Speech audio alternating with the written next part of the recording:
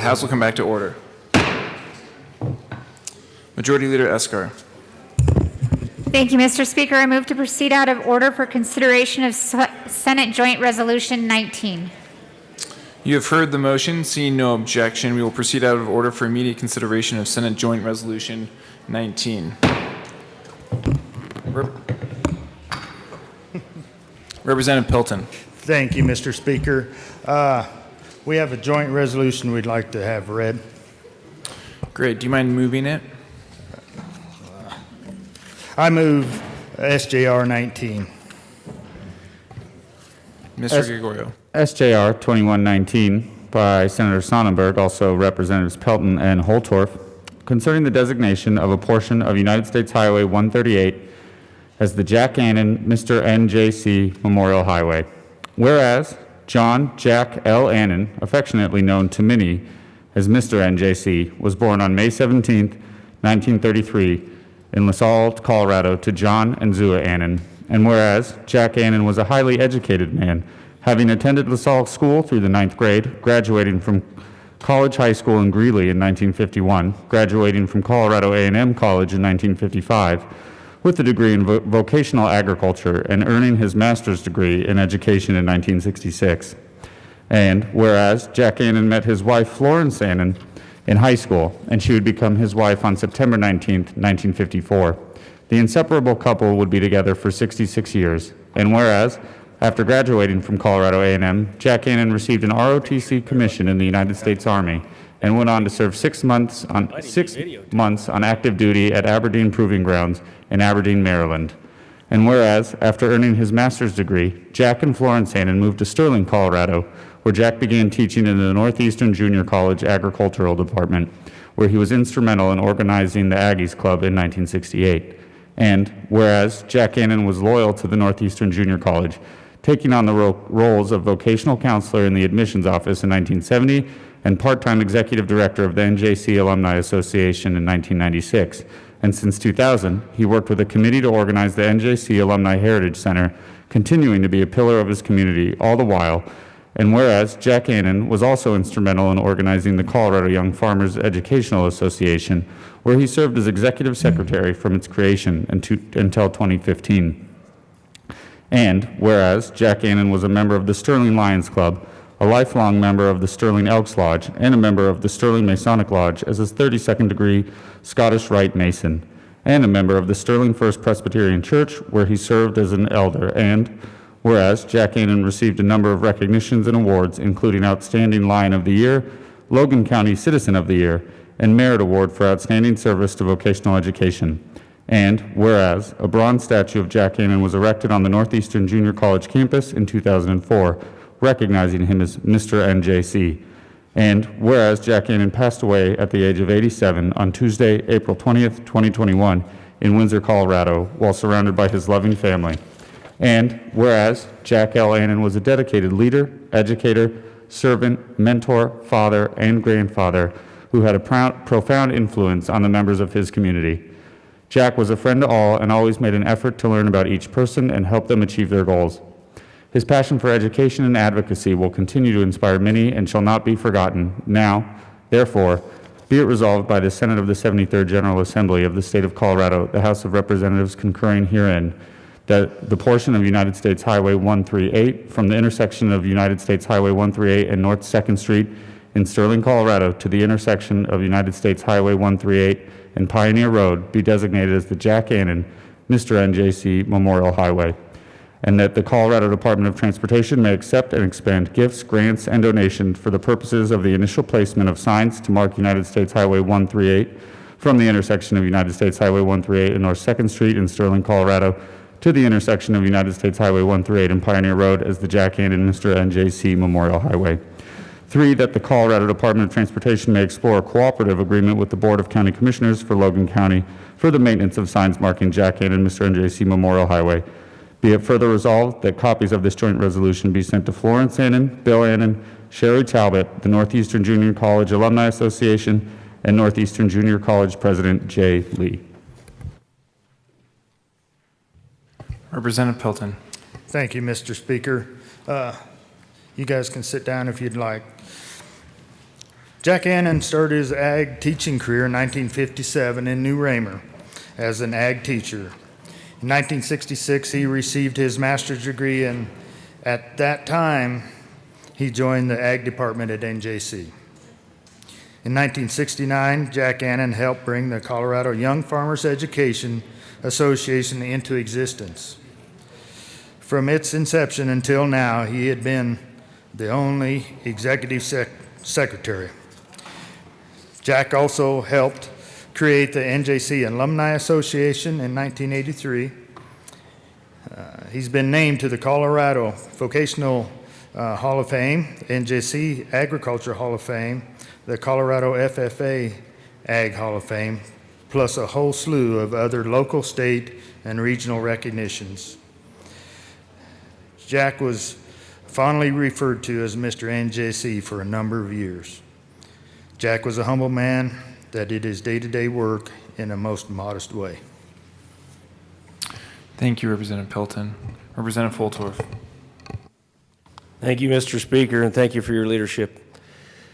I'd like to welcome the folks that came here. I know that Representative Pelton's going to do that formally, but I just want to thank you for coming, those that came informally. This couldn't be done for a better person in a better place at a better time. Truly, that stretch of highway leaving Sterling, Colorado that goes right by the college is so appropriate to honor him. I will tell you, and I'm not going to go into a long story because most people are tired of my stories, I think, but I will tell you that when I was a kid growing up in the 80s, I saw Mr. Jack Annan. When my daughters, decades later, graduated from NJC, who did I see at the graduation ceremony? Mr. Jack Annan. I was like, wow. Incredible, 30, 40-year span. That is endurance, that's tenacity, that is dedication. Dedication to agriculture, dedication to Colorado, and dedication to what we do out in rural Colorado. So I'll turn it back over to the prime here, Representative Pelton. Representative Pelton. Thank you, Mr. Speaker, and we have some friends and family in the gallery. His son, Bill, and Bill's sons, Travis and Ryan Annan. Larry Pollard is here. The president of NJC, Jay Lee, is here, and Mike and Laurel Brunell. Thank you.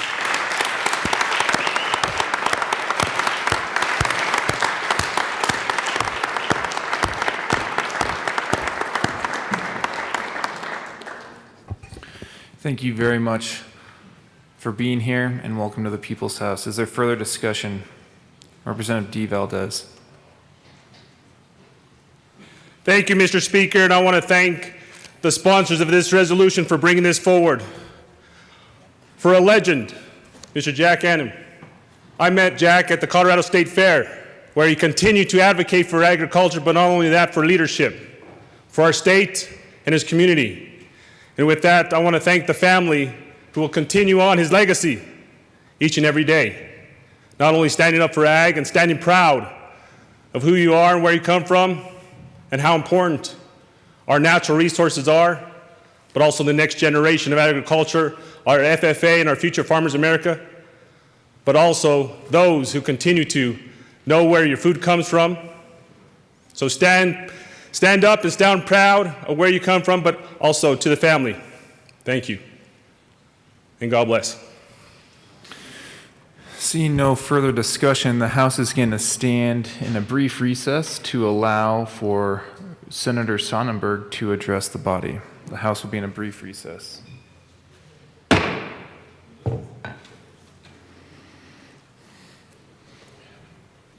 Senator Sonnenberg.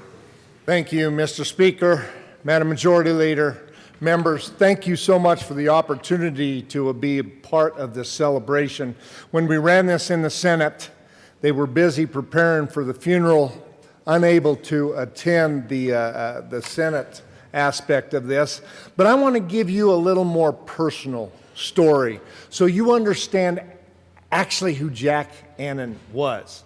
I knew Jack Annan before he was Mr. NJC. See, I had a good friend, and there were a number of us cowboy farm kids that grew up together. And I graduated high school with Bill. So we grew up together, and I got to see Jack and Florence Annan as parents, as loving parents who I never did see upset. Even when Bill and I and a bunch of our friends would stay at Bill's house, go over to the neighbors in junior high, fire up his tractor and take it for a joyride. And then the farmer that had the tractor would chase us across the pasture. Jack and Florence just always smiled and nodded, knowing that we're farm boys, that we didn't hurt anything. But he was such a loving, loving man. And he carried that love into NJC, where he shared that love with students. And it became prevalent at the funeral last Saturday, when one of the stories that came up was when Jack was executive director all those years of the Young Farmers. They were looking for a hotel down here in Denver to hold a convention. And they were walking down the street. And, you know, there's people in downtown Denver that actually yell and holler, and it shouldn't be probably scary to you. But as those young farmers were walking down the street, this great big tall gentleman is coming at them, waving their arms and screaming, and they don't understand what he's saying. And he gets up close and he says, Mr. Annan, it is great to see you. It was one of the former NJC students, not in the ag department, actually a basketball player, that saw Jack Annan on the street and ran to say hello because he had an impact on that student during his time at NJC. Now, Mr. Annan is known throughout the state. Every high school, especially rural high schools, he was in. Every FFA opportunity, he showed up with his smile to tell them how great NJC is. And not only did he get you excited about NJC when you got there, he remembered your name. He remembered where you were from. He remembered you as a person, and that's a trait to be applauded. Ladies and gentlemen, thank you for the opportunity to come down here and tell you from a personal aspect on what a great man Jack, Mr. NJC, was. And thank you for the opportunity to share his love, not only for the students that went through NJC, but the entire community and people of Colorado. God bless you, and I would urge you to vote yes on this resolution. Mr. Speaker, Madam Majority Leader, thank you again for allowing me the opportunity to address your chamber. The House will come back to order. Is there further discussion on Senate Joint Resolution 19? Seeing none, is there objection to a voice vote on Senate Joint Resolution 19? Seeing none, the question before us is the adoption of Senate Joint Resolution 19. All those in favor say aye. Aye. All those opposed, no. The ayes have it. Senate Joint Resolution 19 is adopted. Representative Pelton.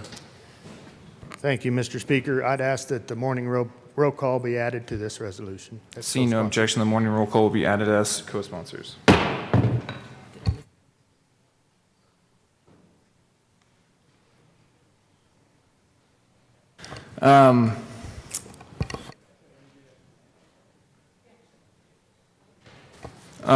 The next order of business on the calendar is third reading of bills, final passage. Mr. Gregorio, please read the title of Senate Bill 92. Senate Bill 92 by Senators Colker and Simpson, also Representatives Judah and Soper, concerning the continuation of the regulation of persons who assist surgeons and in connection therewith implementing the recommendations contained in the 2020 Sunset Report by the Department of Regulatory Agencies. Is there any further discussion on Senate Bill 92? Seeing none, the question before us is the adoption of Senate Bill 92 on third reading and, oh, yeah, I'm sorry, Madam Majority Leader. It's okay, I have a feeling a lot of us are going to be a little rusty today. Trying to Mr. find my Speaker, rhythm.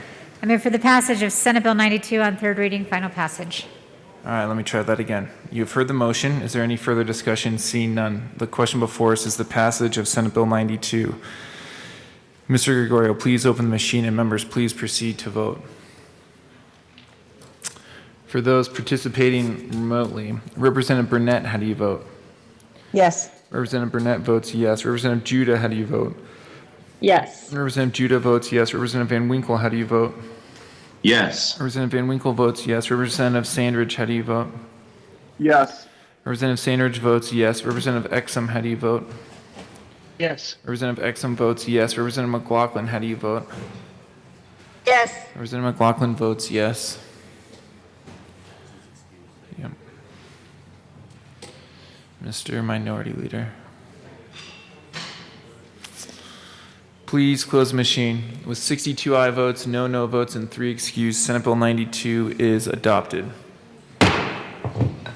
Co-sponsors.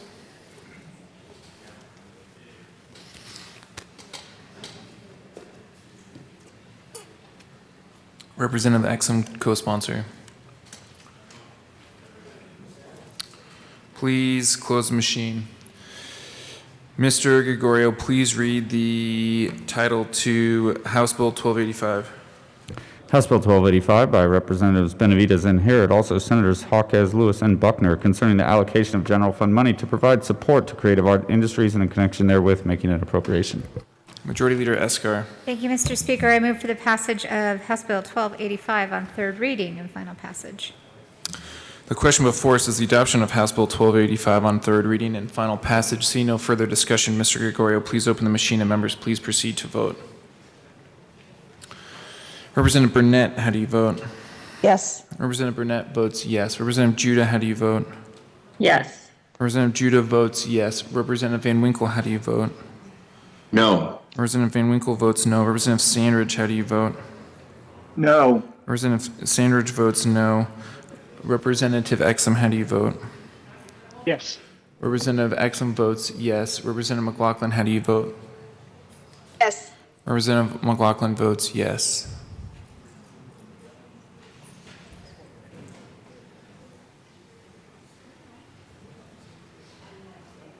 Representative Gray. Please close the machine. With 40 aye votes, 22 no votes, and 3 excused, House Bill 1285 is adopted. Co-sponsors.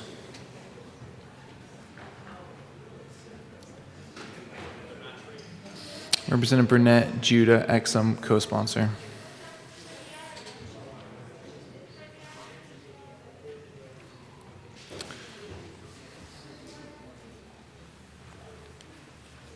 Please close the machine. Mr. Gregorio, please read the title of Senate Bill 171.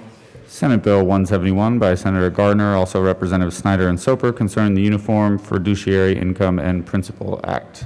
Majority Leader Escar. Thank you, Mr. Speaker. I move Senate Bill 171 on third reading, final passage. The question before us is the adoption of Senate Bill 171 on third reading and final passage. Seeing no further discussion, Mr. Gregorio, please open the machine, and members, please proceed to vote. Representative Burnett, how do you vote? Yes. Representative Burnett votes yes. Representative Judah, how do you vote? Yes. Representative Judah votes yes. Representative Van Winkle, how do you vote? Yes. Representative Van Winkle votes yes. Representative Sandridge, how do you vote? Yes. Representative Sandridge votes yes. Representative Exum, how do you vote? Yes. Representative Exum votes yes. Representative McLaughlin, how do you vote? Yes. Representative McLaughlin votes yes. Representative Catlin.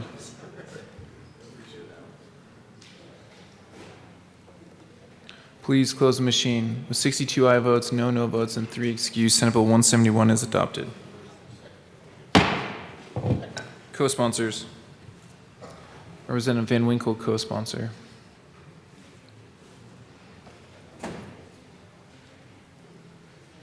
Please close the machine. Mr. Gregorio, please read the title of the Senate Bill 30. Senate Bill 30 by Senator Holbert, also Representatives Van Winkle and Tatone, concerning criminal theft of rental property. Majority Leader Escar. Thank you, Mr. Speaker. I move Senate Bill 30 on third reading, final passage. The question before us is the adoption of Senate Bill 30 on third reading and final passage. Seeing no further discussion, Mr. Gregorio, please open the machine and members please proceed to vote. Representative Burnett, how do you vote? Yes. Representative Burnett votes yes. Representative Judah, how do we vote? Yes. Representative Judah votes yes. Representative Van Winkle, how do you vote? Yes. Representative Van Winkle votes yes. Representative Sandridge, how do you vote? Yes. Representative Sandridge votes yes. Representative Exum, how do you vote? Yes. Representative Exum votes yes. Representative McLaughlin, how do you vote? Yes. Representative McLaughlin votes yes. Representative D. Valdez. Representative McKean. Please close the machine. With 61 aye votes, 1 no vote, and 3 excused, Senate Bill 30 is adopted. Co-sponsors.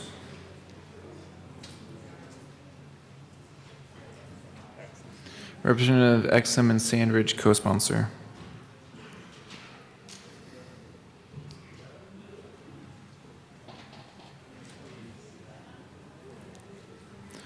Please close the machine. Mr. Gregorio, please read the title of the House Bill 1239. House Bill 1239 by Representatives Kipp and Basenecker, also Senator Rodriguez, concerning adding protections for consumers who purchase certain items and in connection therewith establishing requirements regarding the execution and enforcement of dating service contracts and automatic renewal contracts. Majority Leader Escar. Thank you, Mr. Speaker. I move House Bill 1239 on third reading, final passage. The question before us is the adoption of House Bill 1239 on third reading and final passage. Seeing no further discussion, Mr. Gregorio, please open the machine and members please proceed to vote. Representative Burnett, how do you vote? Yes. Representative Burnett votes yes. Representative Judah, how do you vote? Yes. Representative Judah votes yes. Representative Van Winkle, how do you vote? No. Representative Van Winkle votes no. Representative Sandridge, how do you vote? No. Representative Sandridge votes no. Representative Exum, how do you vote? Yes. Representative Exum votes yes. Representative McLaughlin, how do you vote?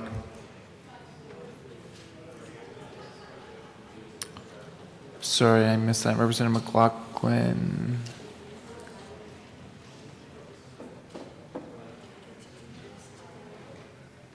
Representative. Sorry. No, you're fine. Representative McLaughlin, how do you vote? Yes. Representative McLaughlin votes yes. Please close the machine. With 40 aye votes, 22 no votes, and 3 excused, House Bill 1239 is adopted. Co-sponsors.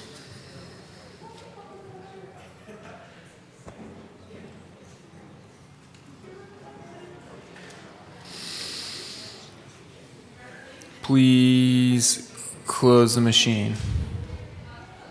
Was that Representative Basenecker's first bill on third reading? Congratulations. I don't remember mine, but that was a long time ago. All right, the next order of business is General Orders, second reading of bills.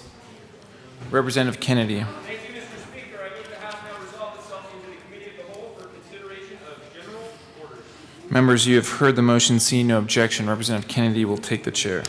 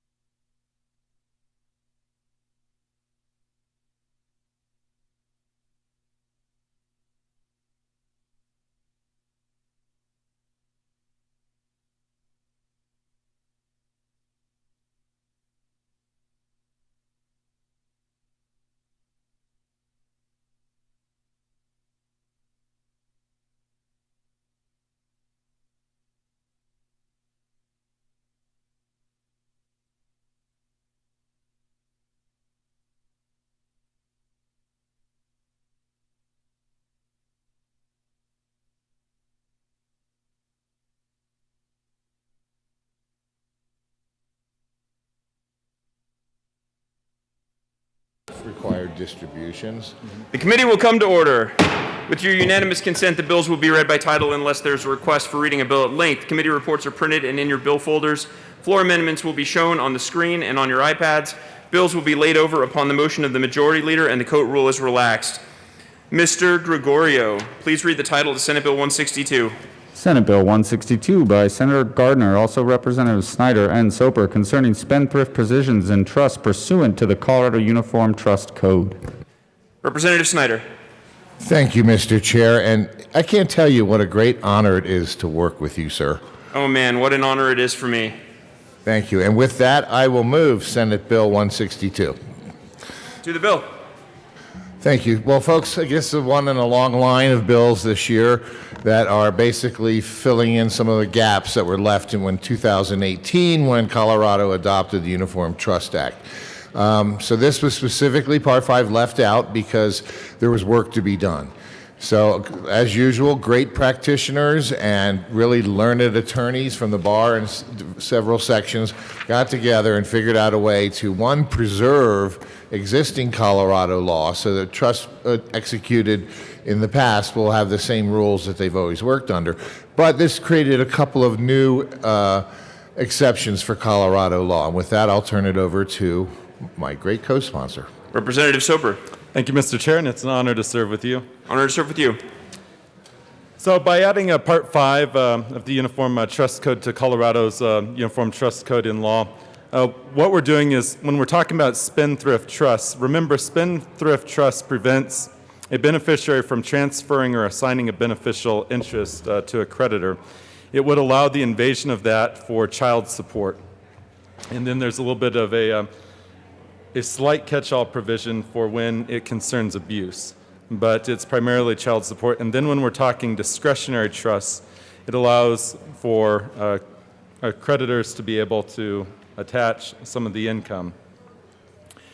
This was something that the conversation began in 2018, so before the pandemic. The Colorado Bar took a long, healthy time to be able to look at this and analyze each perspective before adopting this. And that's the bill we have before you today. Representative Snyder. Yeah, that was a great summary from my co-sponsor. You know, one other section would be if a trustee hasn't been making the required distributions, those distributions would also be subject to a creditor of the beneficiary. And with that, it's a good bill, and I would ask for a yes vote. Is there further discussion? Seeing none, the question before us is the passage of Senate Bill 162. All those in favor, please say aye. Aye. All those opposed, no. The ayes have it, and the bill passes. Thank you. Thank you. Mr. Gregorio, please read the title of the House Bill 1274.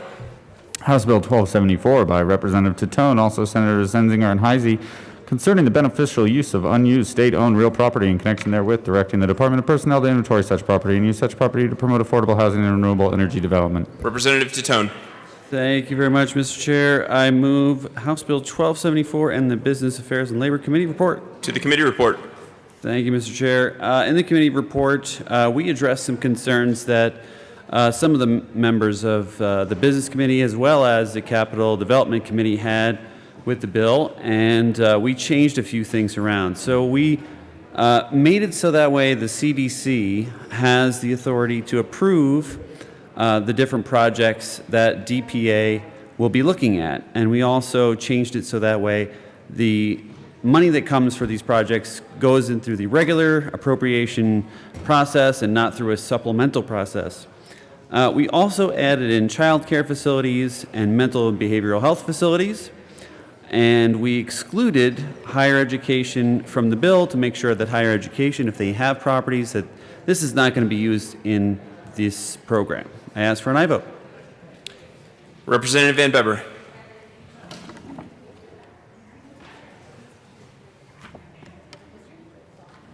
Thank you, Mr. Chair.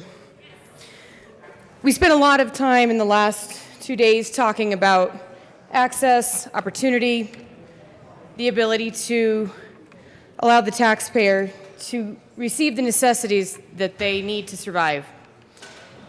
And when I'm at home and the topic of government efficiency and whether or not we treat the taxpayer dollar as our own, the topic comes up often. And that story usually doesn't have a very happy ending. Where I live, if you ask a constituent if they believe the government does a great job or even a good job of being a responsible steward of their fiduciary responsibility, the constituent will tell you with a resounding answer, no. There's evidence over the last 5 years that when government, both state or federal and sometimes local, inserts itself into the marketplace, costs and regulations go up, efficiency and innovation are reduced, and the taxpayer is left frustrated, poor, and with less opportunity to access what they need. Affordable housing is an issue. There's no denying that. We all want people to be able to access a place to live that they can afford. But the government inserting itself into this marketplace does nothing more than to increase those costs. We know. We're in that industry. We have firsthand knowledge of that.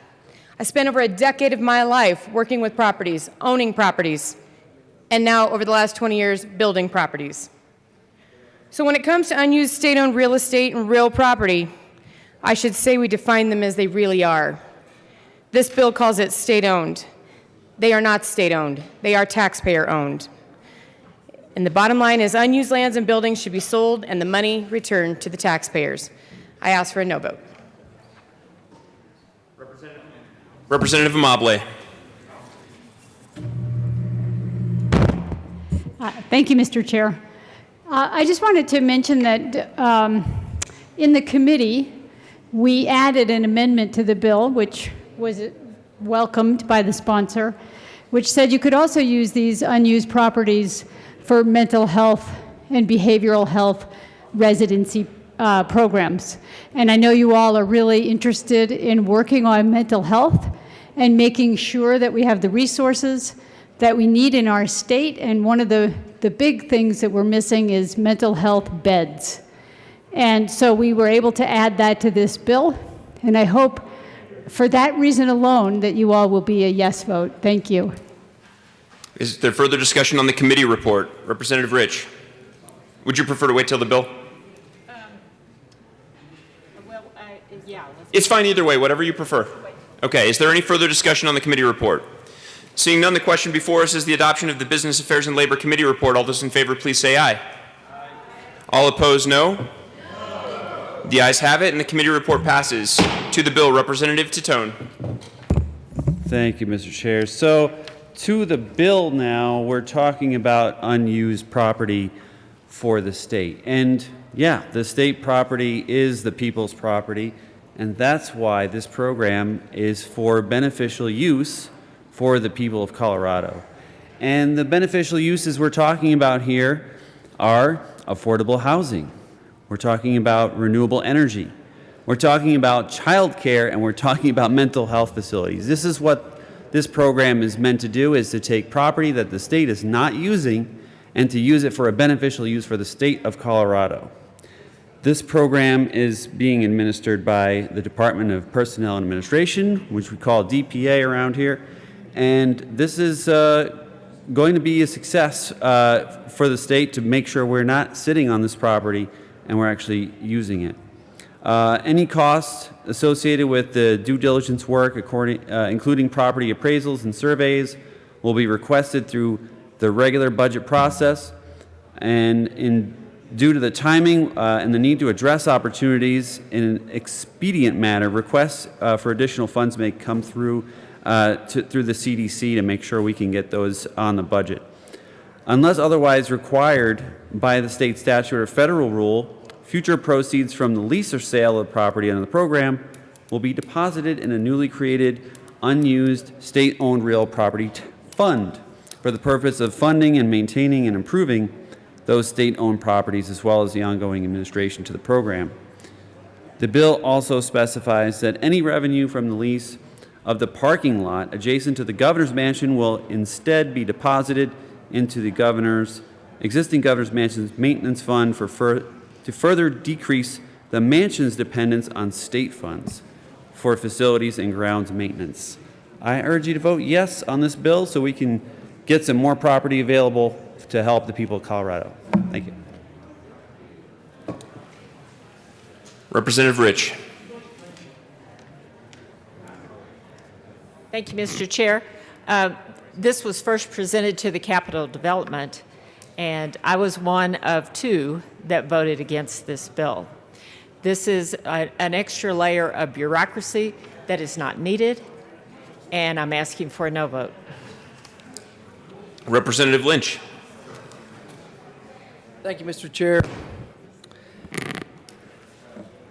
So I was in committee on this bill, and the only issue I have with this is I understand what we're trying to do is better utilize our state resources, but we've lost the vision of what state resources are. State resources are the people's resources. And if we've got excess property, if we've got unused property, I would really like to put that back into the free market and let the highest and best use come out. And that comes out when we allow the citizens to directly control the use of this property. So I would encourage a no vote. Representative Titone. Thank you, Mr. Chair. And just to respond to my colleague on the other side of the aisle about this, these are the legislature decides what to do with this property through the CDC. It's the legislature who makes the decisions on this. And these are public-private partnerships that we're creating. So we're actually allowing outside businesses to partner with the state to put these facilities on these properties. So this is for the people, by the people, and through capitalistic properties to get the companies in to do what we need to get done. So still ask for a yes vote. Representative Lynch. Thank you, Mr. Chair, and thank you. There's kind of a double-edged sword with public-private partnerships, and I've seen them work. In my district, I've seen it be really good. We've seen some property that honestly the county was able to acquire, and then we were able to do a public-private partnership. But I firmly believe that the best way to do this is not through a partnership. Let's just let the public determine what to do with that, and that is people that can see an opportunity to utilize that property in the highest and best use, and that comes from the free market, not from the government being involved in this process. Thank you. Representative Woog. Thank you, Mr. Chair. You know, on paper, I'm reading this, and it does sound good. Promote affordable housing and renewable energy development, but I just see this as an incremental step, and I am concerned that this is going to expand to other uses. So today I will urge a no vote because I do believe this makes it much easier for future legislation to keep expanding that usage. Thank you. Representative Benavides. Thank you, Mr. Chair. And members, I rise in support of this bill. What this bill is saying is that we don't want properties to just stay there and not be utilized if there's something else to be used. This follows what many counties and local governments already do. School districts do that. They use facilities that aren't being used for a better purpose. All this does is catalog those properties, but it comes back to the legislature before anything happens. The CDC is a body of the legislature, so no recommendations will come forward, and before any of this could take place. I know in my county in Adams, there was a building that they stopped using, and instead now it houses nonprofits and other groups because it didn't make sense to tear the building down because we moved the things we're doing. I know in Denver, right not far from here on 12th and Mariposa, is older building. I think it's a historic building, but it was renovated and it's being used for a very small dollar rental by a nonprofit for a youth program.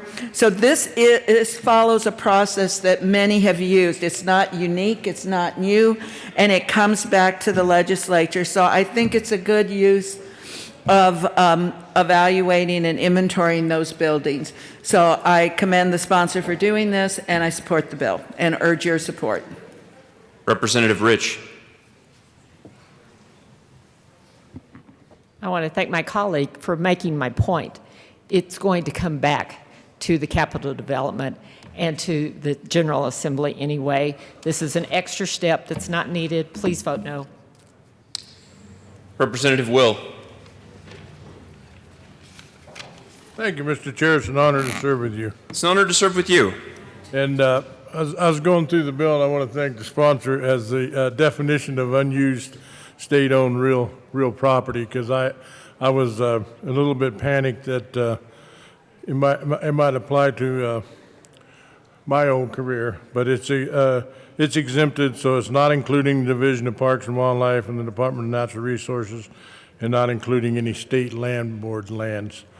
So that's a great thing. But I think this is a real Pandora's box with this. I think I'm quite aware of many state properties across this state that trying to do what this bill is attempting to do wouldn't fit within local land use codes. It wouldn't fit within local comprehensive plans of these counties. They're in locations that these activities just wouldn't work with. So I think I understand the intent of the bill. I just don't think implementation of it's going to be really, really tough. And a lot of these state properties, some of them I'm aware of, were old CDOT buildings, especially in rural Colorado. Some of the old highway barns, as people in rural Colorado call them. They have a lot of environmental cleanup because of old fuel tanks and those type of things.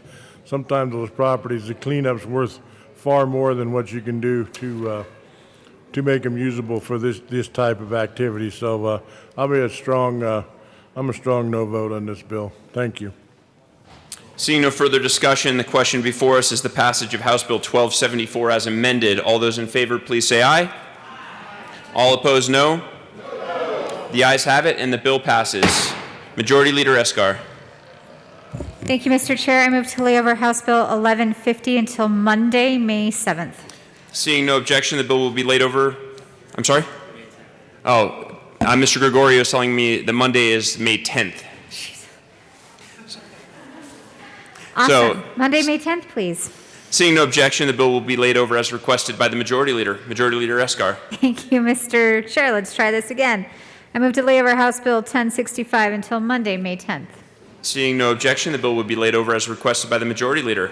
Majority Leader Escar. Thank you, Mr. Chair. I move to lay over House Bill 1251 until Monday, May 10th. Seeing no objection, the bill will be laid over as requested by the Majority Leader. Mr. Gregorio, please read the title to Senate Bill 22. Senate Bill 22 by Senators Bridges and Smallwood, also Representatives Snyder and McKean, concerning confirmation of receipt of a written request to perform an audit of a Medicaid provider prior to the commencement of the audit. Representative Snyder. Thank you, Mr. Chair, and I'll move Senate Bill 22. To the bill. First, let me say that I am bereft because my co-sponsor has not found his way down to the podium yet. Yet I will soldier on in the spirit of passing good legislation. Oh, here he is. Wonderful. No longer bereft. Representative Thank Snyder. you. So, folks, this is actually a very simple bill, but it comes from a very concerning story. So, you know, a lot of our providers, in this case brain injury providers, run wonderful group homes that provide for up to 5 to 8 people suffering from a brain injury to live a quality of life. The problem here is that when they get audited and when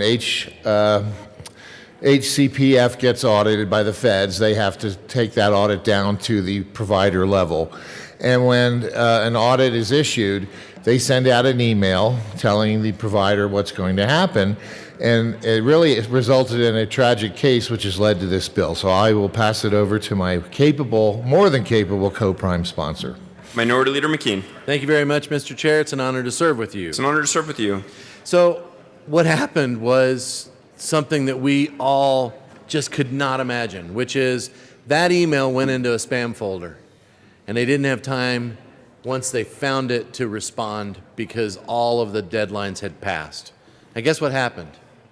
They reached back into the bank account of that group home and took $50,000 because they said, you didn't respond, we conducted our audit, you didn't have any information for us. So what's the problem? The problem is that they didn't know. They had not one clue that that email had come in because that was the only avenue to get that contact. Representative Snyder. And to add to the problem, usually this is done with a third-party contractor, so the email is not coming even from an email address that you're aware of or familiar with.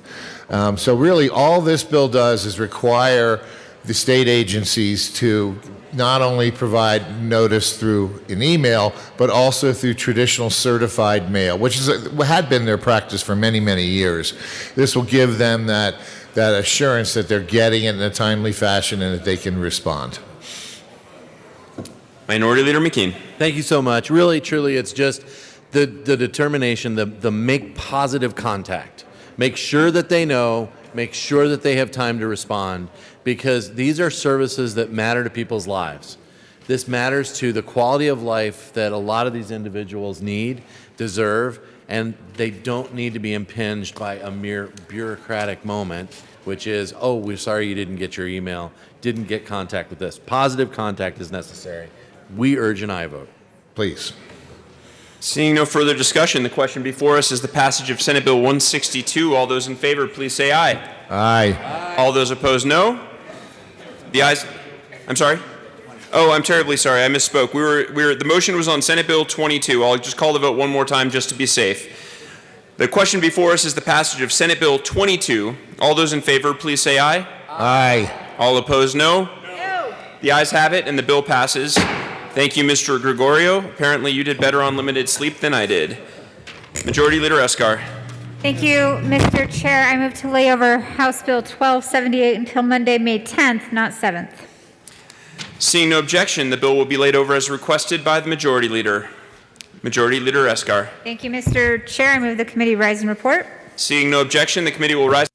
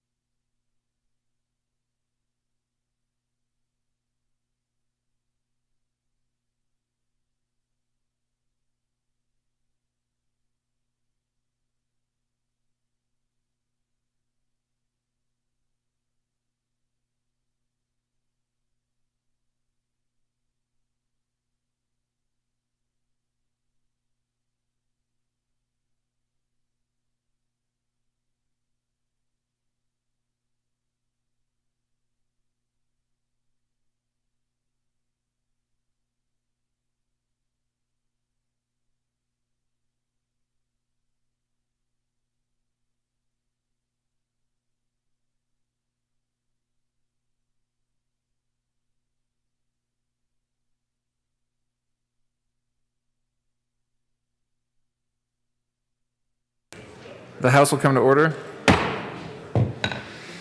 Mr. Gregorio, please read the report of the Committee of the Whole. Mr. Speaker, your Committee of the Whole begs leave to report as under consideration the following attached bills, being the second reading thereof, and makes the following recommendations thereon. House Bill 1274 is amended, passed on second reading in order, engrossed and placed on the calendar for third reading and final passage. Senate Bill 22, Senate Bill 162, passed on second reading in order, revised and placed on the calendar for third reading and final passage. House Bill 1065, House Bill 1150, House Bill 1251, House Bill 1278, laid over until 5/10/2021 and retain their place on the calendar. Representative Kennedy. You have heard the motion. There are no amendments at the desk. The question before us is the adoption of the report of the Committee of the Whole. Mr. Gregorio, please open the machine, and members, please proceed to vote. Representative Burnett, how do you vote?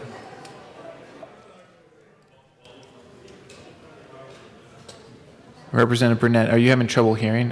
Whoa.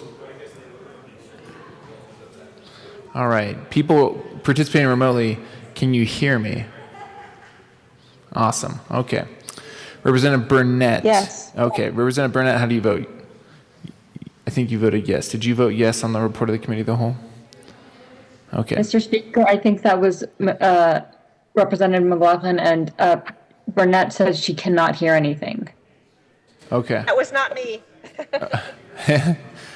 We're going to come back to Representative Burnett. Representative Judah, we will start with you. Representative Judah, how do you vote? I apologize. Yes. All right. Representative Judah votes yes. Representative Van Winkle, how do you vote? No. Representative Van Winkle votes no. Representative Sandridge, how do you vote? No. Representative Sandridge votes no. Representative Exum, how do you vote? Yes. Representative Exum votes yes. Representative McLaughlin, how do you vote? Yes. Representative McLaughlin votes yes. Representative Burnett, how do you vote?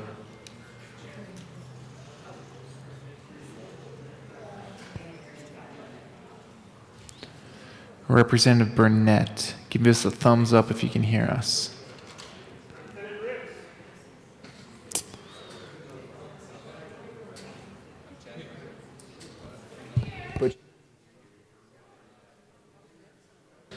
All right. I think Representative Burnett is having trouble. So, Representative Burnett, we're just going to mark you excused. Oh, wait. Can you hear us now? Great. Representative Burnett, how do you vote? We do need audio. Mr. Speaker, I did say if she wanted to have a yes vote to give a thumbs up. There we go. There I she heard goes. it. There we go, Representative All right. Burnett. Representative Burnett votes yes. Please close the machine. With 39 aye votes, 23 no votes, and 3 excused, the report of the committee of the whole is adopted.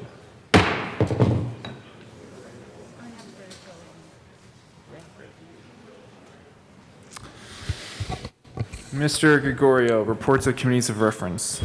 Committee on Appropriations. After consideration on the merits, the committee recommends following House Bill 1005 be amended as follows and be so amended and be referred to the committee of the whole with favorable recommendation. House Bill 1007 be amended as follows and be so amended and be referred to the committee of the whole with favorable recommendation. House Bill 1012 be referred to the committee of the whole with favorable recommendation. House Bill 1014 be amended as follows and be so amended and be referred to the committee of the whole with favorable recommendation. House Bill 1030 be amended as follows and be so amended and be referred to the committee of the whole with favorable recommendation.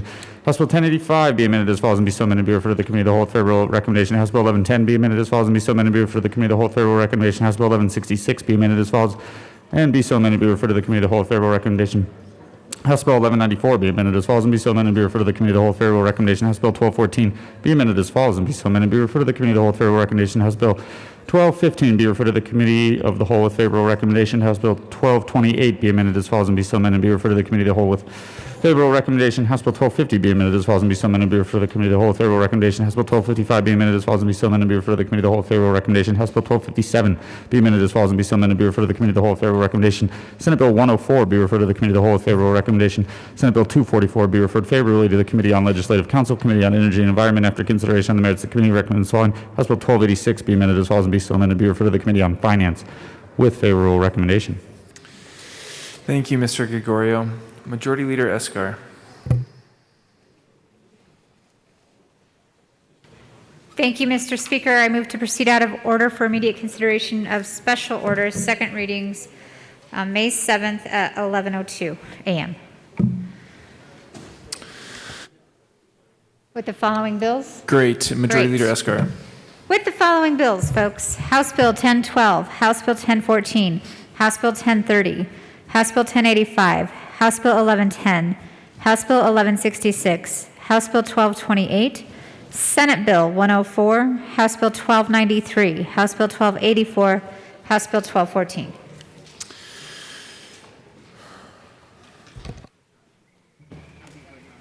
At 11:03 now a.m. on Friday, May 7th. Okay. Thanks very much, Madam Majority Leader. Seeing no objection, the bills laid out by the Majority Leader will be made special orders at 11:03 on Friday, May 7th. Representative Byrd.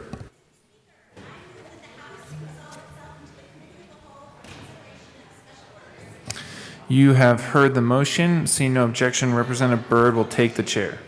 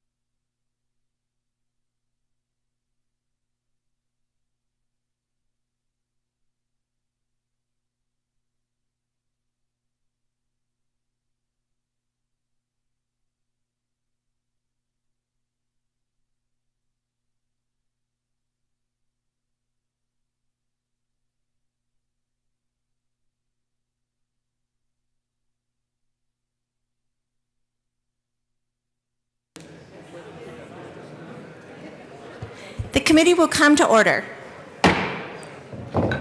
With your unanimous consent, the bills will be read by title unless there is a request for reading a bill at length. Committee reports are printed and in your bill folders. Floor amendments will be shown on the screen and on your iPads. Bills will be laid over upon motion of the majority leader, and the coat rule is, of course, relaxed. Mr. Gregorio, please read the title of House Bill 1012. House Bill 1012 by Representatives Rich and Mullica, also Senators Pedersen and Quorum, concerning expansion of the prescription drug monitoring program to track information regarding all prescription drugs prescribed in Colorado. Representative Rich. Thank you, Madam Chair. I move House Bill 211012 and the Health and Insurance Committee report. To the committee report. Thank you, Madam Chair. In Health and Insurance, we had two amendments that we offered. One was to clarify the expansion of the PDMP that would only become law if the legislature passes the DORA sunset bill that continues the PDMP, which is Senate Bill 21098. Also, in the health report, I'm sorry, I'm a little tired. It eliminated Section 3 of the introduced bill. This ensures existing statute is unchanged on who is required to enter filled prescriptions into the PDMP. I ask for an aye vote. Is there any further discussion on the committee report? Representative Hanks.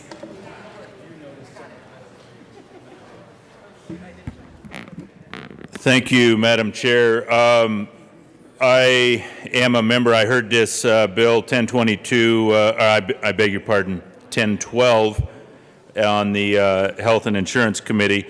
I was a yes vote, but I would like to offer Amendment L011 and ask that it be properly displayed. Okay. Representative Hanks, can you move your amendment? Yes, Madam Chair, I move Amendment L011. To the amendment. Thank you, Madam Chair. Again, I voted yes on House Bill 1012, but between the time that we heard it in committee, I guess was 24 March 2021, I've got a lot of feedback from a lot of constituents that would like the option to opt out, not of the narcotic side of the House, but of the prescriptions. And the more I listened to them, the more it made good sense. There are probably prescriptions out there, privacy concerns, people don't want to be a part of this, and I think we owe them that option. This is their information. It's kind of the equivalent of my drugs, my body, my choice. I think this has value. I hope enough people stay in it. Again, I see the value in having a database in that it might allow doctors an opportunity to cross-check all the medications people are taking. It has a lot of merits, but if a citizen doesn't want his information, his or her information in there, I think we ought to respect that. So I ask for an aye vote on Amendment L011. Thank you. Thank you, Representative Hanks. Committee, is there any additional discussion on Amendment L011? Representative Luck. Thank you, Madam Chair. I too rise in support of this particular amendment. In committee, we heard about this bill's importance and it allowing for people to have the opportunity to have their information readily available so that they don't have to repeat the prescriptions that they have, so that if there's an emergency situation, their data can be quickly accessed. And while those things can be important priorities, I think that people should be able to weigh the risk between their information being available in this form and the risk of having to repeat that sort of statement to other doctors or having to give that information in an emergency room. And so I too rise in support of the idea that individuals should be able to opt into this program as opposed to just being forced to have all of their personally identifiable information out on the system. I will note that medical identity theft is actually much more lucrative than almost any other form of identity theft. Moreover, there have been systems, not only here in the United States, but in other countries that have had their state systems of this nature broken into and a lot of data stolen from it. And so as a result of that risk, I do think it is important for us to give people the opportunity to opt in. Thank you. Representative Baisley. Thank you, Madam Chair. So, yeah, I also am in support of this bill, voted yes on it in committee. I think it's a wise thing to have for trying to prevent all the obvious problems of clashes of prescriptions and mistakes and all the naughty things that can happen. However, on the other hand, this idea actually occurred to me also, kind of independent of any conversations that I might have had with Representative Hanks. And I thought, but you know what? Something we ought to account for is if someone simply out of their desire for privacy or whatever reason would not want their name and their prescriptions included. And I think that folks ought to have that right, especially when the information is stored by their government. So I think this is a really wise amendment, and I will vote yes on it and encourage you to do the same. Thank you, Madam Chair. Representative Rich. Thank you, Madam Chair. And I do appreciate where they are coming from, but I do want to tell you something. Your prescriptions are out there whether you know it or not, and they are on other systems that are not compliant with HIPAA. They are out there on SureScripts. They are out there on Health Information Exchange. They are out there on the electronic medical records, and they are out there on the HCPF, which is a prescriber tool, and they are readily available whether you know that or not. The PDMP has been around since 2005. It has never been compromised, and I'm asking for a no vote on this amendment. Representative Malika. Thank you, Madam Chair, and I do appreciate where the sponsor of the amendment is coming from, and appreciate the dialogue. But I think it takes away a little bit of what we're trying to do with this bill, which is making sure that we have this information for the providers, so that in certain situations, if it's an emergent situation and we don't know what type of medication they may have, that we have access to that, so that we know that we're not having certain drug interactions that could potentially harm the patient. We want to make sure that this is easier for the patient when they do show up to certain situations, that they don't necessarily have to carry around a piece of paper with all of those prescriptions on. And I just want to remind everyone too that this is protected by HIPAA, that only your providers can see this. This isn't something that's out on the internet that everyone can see. It's very protected, very pigeonholed on who could see it. But it's very important as well to make sure that we have this so that we're protecting patients, so that we're doing all that we can to not have negative drug interactions. And this amendment, I think, would tie our hands in trying to do some of that. And so I would ask for a no vote. Representative Tipper. Thank you, Madam Chair. Thank you, sponsors. And I just thought I'd offer some perspective. As in a former life, I was the attorney that actually represented the PDMP.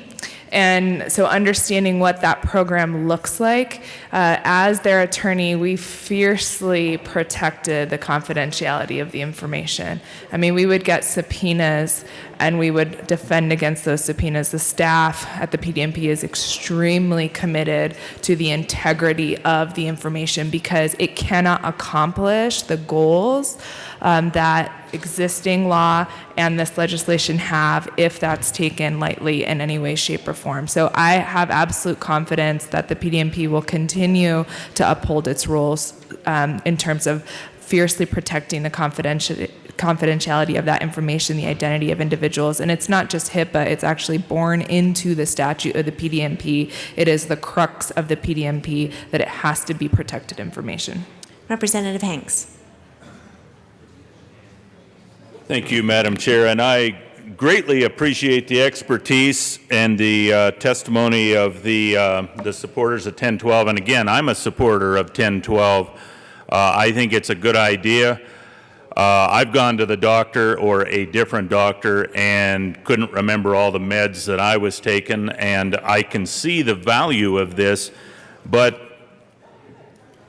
I would anticipate that a very limited percentage of people actually utilize this opt-out, but I do think we should offer it to them.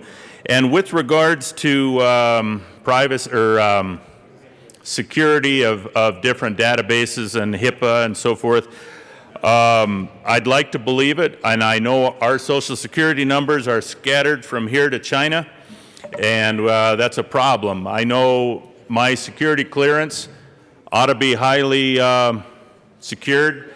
I got a Dear John letter from the federal government indicating that it had been stolen, and there's a lot of different suspects in who may have done that. I contend the very same thing can happen here, and if a person doesn't want his medical records and his medications on the database, I think we owe an American citizen that kind of courtesy. We should not dominate their data. I asked for a yes vote on this, and again, I'm grateful for the bill. I think it has a lot of good ideas to it, but please pass this amendment. Thank you. Representative Tipper. Thank you, Madam Chair, and thank you, colleague, my representative from what county? Counties? So I think one thing to consider in the requester with this amendment is, again, the initial premise of the PDMP was a recognition that people were essentially shopping for prescription drugs.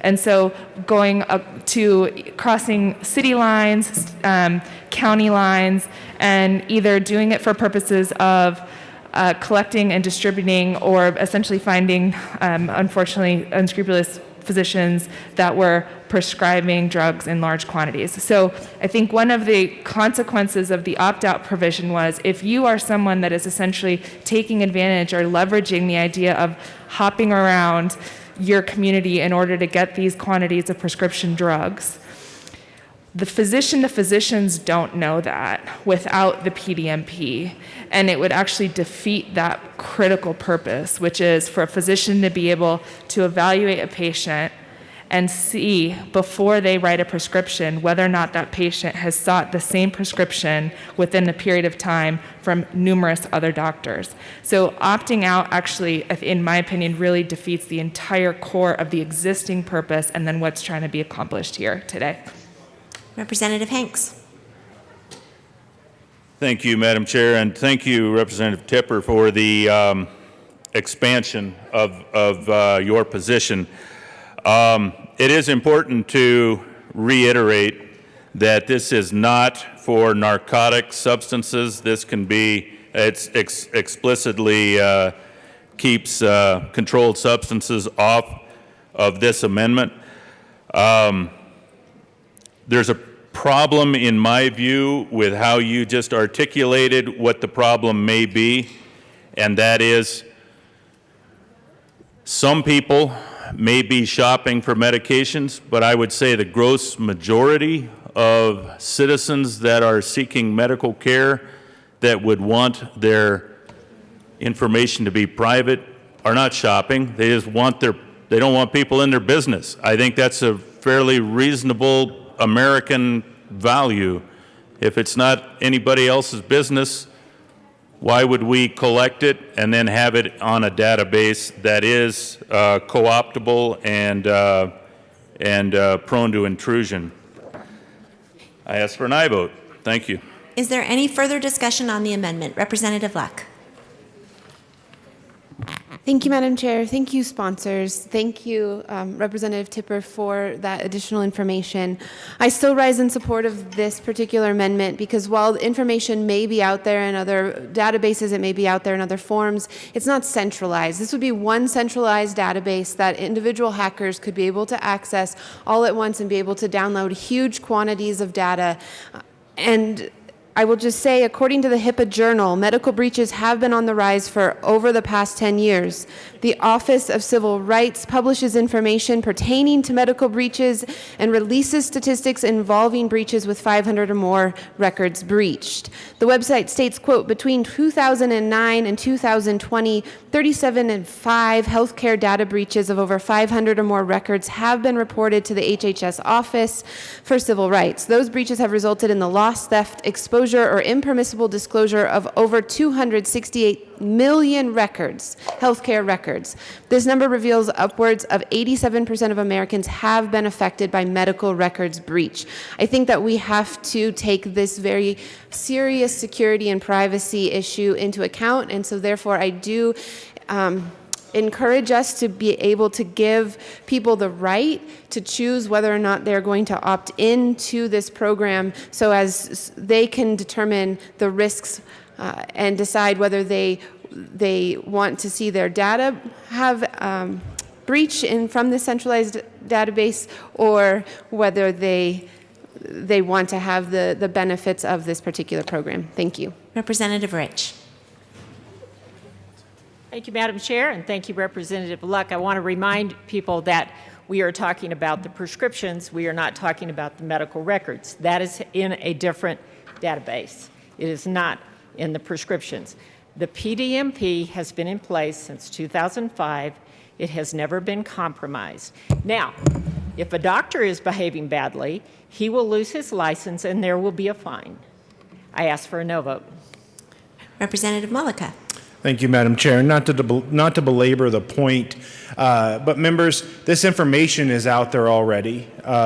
It could be at Walgreens, or it could be at CVS, or it could be in one healthcare system's EMR or another healthcare system's EMR. So this information is out there already. We're not making up new information. We're trying to make sure that the information is in a more accessible, easier spot for providers to have for that patient safety that we were talking about. And so I want to be clear that I hear the concerns, and I think that they're rightful, and we need to do everything we can to protect patient information and patient data. But that data is out there already, so we're not creating new data. We're just trying to make sure that that there is a database that is easily accessible for providers for patient safety reasons.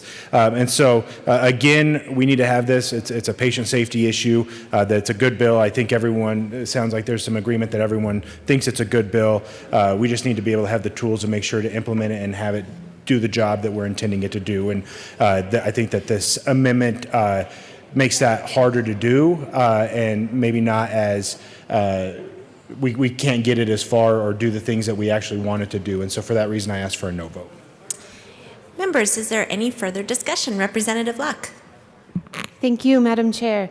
I do have a sheet here. It has 2 pages of what the PDMP is currently asking for in terms of personally identifiable information. This is 2 pages of personally identifiable information that we are asking for people to put into this statewide database. So the state has asked for all of this information, and I understand for the purpose of the PDMP initially why we would ask for these kinds of things, but moving forward, I still strongly oppose the idea that we don't give people the choice of whether or not their privacy is violated. Thank you. Is there any further discussion on Amendment L011? Seeing no further discussion, all those in favor say aye. Aye. All opposed, no. No! The amendment fails. To the committee report. Is there any further discussion on the Health and Insurance Committee report? Did we just do that? Yeah, we moved it, didn't we? Well, oh, we didn't. Oops. But we moved the committee report already. Didn't we just do that? We moved it. Yeah. So seeing no further discussion on the committee report, all those in favor of adopting the Health and Insurance Committee report, say aye. Aye. All opposed, no. The committee report is adopted. To the bill. Representative Rich. Thank you, Madam Chair, and thank you for that discussion. House Bill 21-1012 is about the expansion of the Prescription Drug Monitoring Program, also known as the PDMP. It is a database that tracks controlled substance prescriptions after they are filled. The bill expands the database to all prescriptions after they are filled. And why is this important? It is about patient safety. This provides the most comprehensive and up-to-date information on a patient. It helps reduce adverse drug events.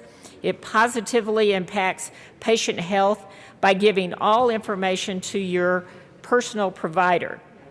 If PDMP data they're also primarily governed by HIPAA. Protections are in existing statute, put in place when the initial PDMP program started, and have been updated several times since then, including recent updates for HIPAA compliance. Liability protections for prescribers are in existing statute. Now, what we are not changing is the payment mechanism for the PDMP. DORA's existing authority to change the fee up to the statutory cap. We're not changing the amount of the statutory cap. We're not changing who has to comply or enter prescriptions. We're not changing the privacy safeguards, and we're not changing the security requirements. I ask for an aye vote. Representative Mullica. Thank you, Madam Chair. And before I get started, I want to take this opportunity to thank my co-sponsor here, Representative Rich, for the work that she's done and her personal experience, being able to bring that perspective to this chamber and being able to work on a bill like this that I think is going to be great for Coloradans and great for my patients. And members, that's one of the reasons why I ran for this position, is because I had that perspective of being a nurse. I take great pride in advocating for my patients and caring for my patients. And this bill does both of those things. This bill does so much to make sure that my patients are safe. And being a frontline nurse, being a nurse that takes care of patients more recently, the last couple of weekends, every single weekend, this bill will protect them. This bill will make sure that when a patient comes into my ER and they may not be conscious and we don't know what medications they're on, that we'll have access to what those medications are so that we don't give them a medication that's going to have a negative interaction with their other medications and that could potentially harm them further or potentially kill them. And that's really important. And another thing that this bill does is we have patients and residents that don't fill their prescriptions at the same pharmacy. They may fill one prescription at Walgreens over here and one prescription at Walmart over here, and those systems aren't talking. And to be able to have the pharmacist to have that information, to see what medications they're on, to make sure if they're filling a prescription over at the Walgreens, that they can make sure that there's not that interaction that could potentially harm them by filling that prescription at Walmart and that Walmart pharmacist not seeing what that medication is. It's going to be amazing for our patients. It's going to make life easier for the people of Colorado and for our patients, and it's going to make sure that we're trying to do everything we can to avoid some of these negative interactions that cost our system a lot of money, but more importantly, hurts some people along the way. And so it's a great bill. Thank you to Representative Rich again for all the work that she's done and for allowing me to come along for the ride, and I ask for an enthusiastic yes vote. Representative Rich. Thank you, Madam Chair. I do want to thank Representative Mullica for his expertise as well. And I'm sorry I forgot to say that first, because you've been instrumental in helping me with this bill. So thank you very much. I ask for an aye vote. Is there any further discussion? Seeing none, the question before us is Representative Hanks. Thank you, Madam Chair. I know I'm a little hard to see over the rail. Very briefly, I like the bill, HB 21-1012, but I'm going to have to go no, given that we are not given our citizens the option to opt out. So I'm changing my vote from the yes in committee to no here. I'd urge a no vote. Thank you. Is there any further discussion? Seeing none, the question before us is the passage of House Bill 1012. All those in favor say aye. Aye. All opposed, no. No. The ayes have it. House Bill 1012 passes. Mr. Gregorio, please read the title of House Bill 1014. House Bill 1014 by Representatives Michelson, Janae, and Baisley, also Senator Danielson, concerning the ability of a person to voluntarily disclose disability information to the Department of Revenue. Representative Michelson, Janae. Thank you, Madam Chair. It's an honor to serve with you. It is an honor to serve with you. Representative Baisley and I would like to move, I don't know if we can both do it. I would like to move House Bill 1014 and the committee report. We have two committee reports. Yes. First, appropriations, and the appropriations committee report. I think, don't you need to specifically move both committee reports? Okay. I move House Bill 1014 and the committee report. And the Public and Behavioral Health or the Transportation Committee report and Appropriations Committee report. To the Appropriations Committee report.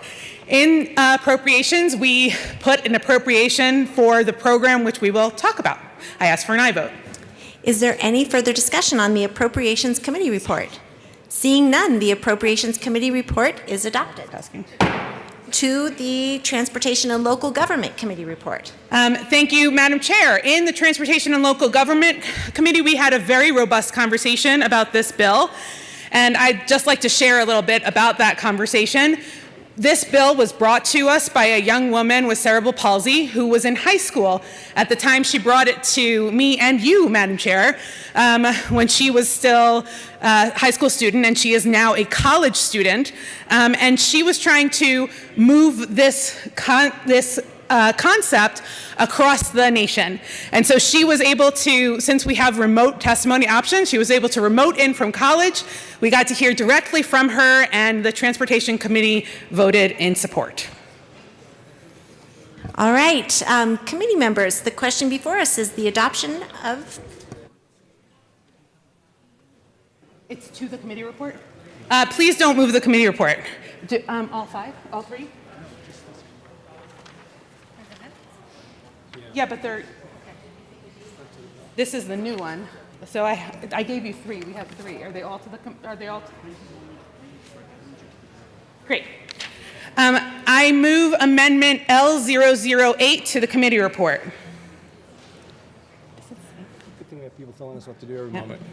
That amendment is properly displayed. To the amendment. This amendment is giving people the opportunity who would like to opt out of the program to opt out, get a new driver's license if they want without any symbol on it, and to make sure that the state does not retain any information about the individual vis-a-vis their disability. I ask for an aye vote. Representative Baisley. Thank you, Madam Chair. This is one of many adjustments to perfect this good bill. It was a good bill in the first place, but yeah, this is one of those considerations that really was important for folks who have disabilities, who want to be able to withdraw that information at their decision and their timing. So this is a very respectful move, and I encourage an aye vote as well. Is there any further discussion on this amendment to the Transportation and Local Government Committee report? Seeing none, the question before us is the adoption of Amendment L008 to the Transportation and Local Government Committee report. All those in favor say aye. Aye. All opposed, no. The ayes have it. L008 is adopted.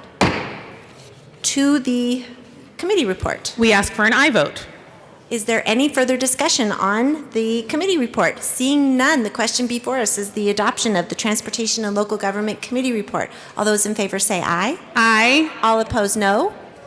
Transportation and Local Government Committee report is adopted. To the bill. Representative Michelson Janae.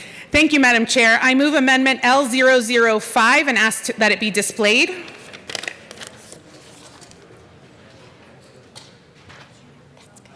We moved to the bill. All right, the amendment has now been properly displayed. To the amendment, Representative Michelson Janae. This amendment is specifically indicating that when you request this disability ID for your invisible disability, that it must be a disability under the Americans with Disabilities Act of 1990. Representative Baisley. Thank you, Madam Chair. And so this came up out of the concern of, hey, could just anybody, regardless of whether they have a disability, take advantage of this posting, of this indication on their license or driver's license or license plate.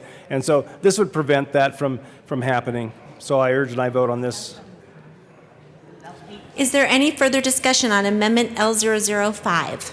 Seeing none, the question before us is the adoption of Amendment L005. All those in favor say aye. Aye. All opposed, no. The amendment passes. To the bill. Representative Michelson-Jeannet. I move Amendment L007 and ask that it be displayed.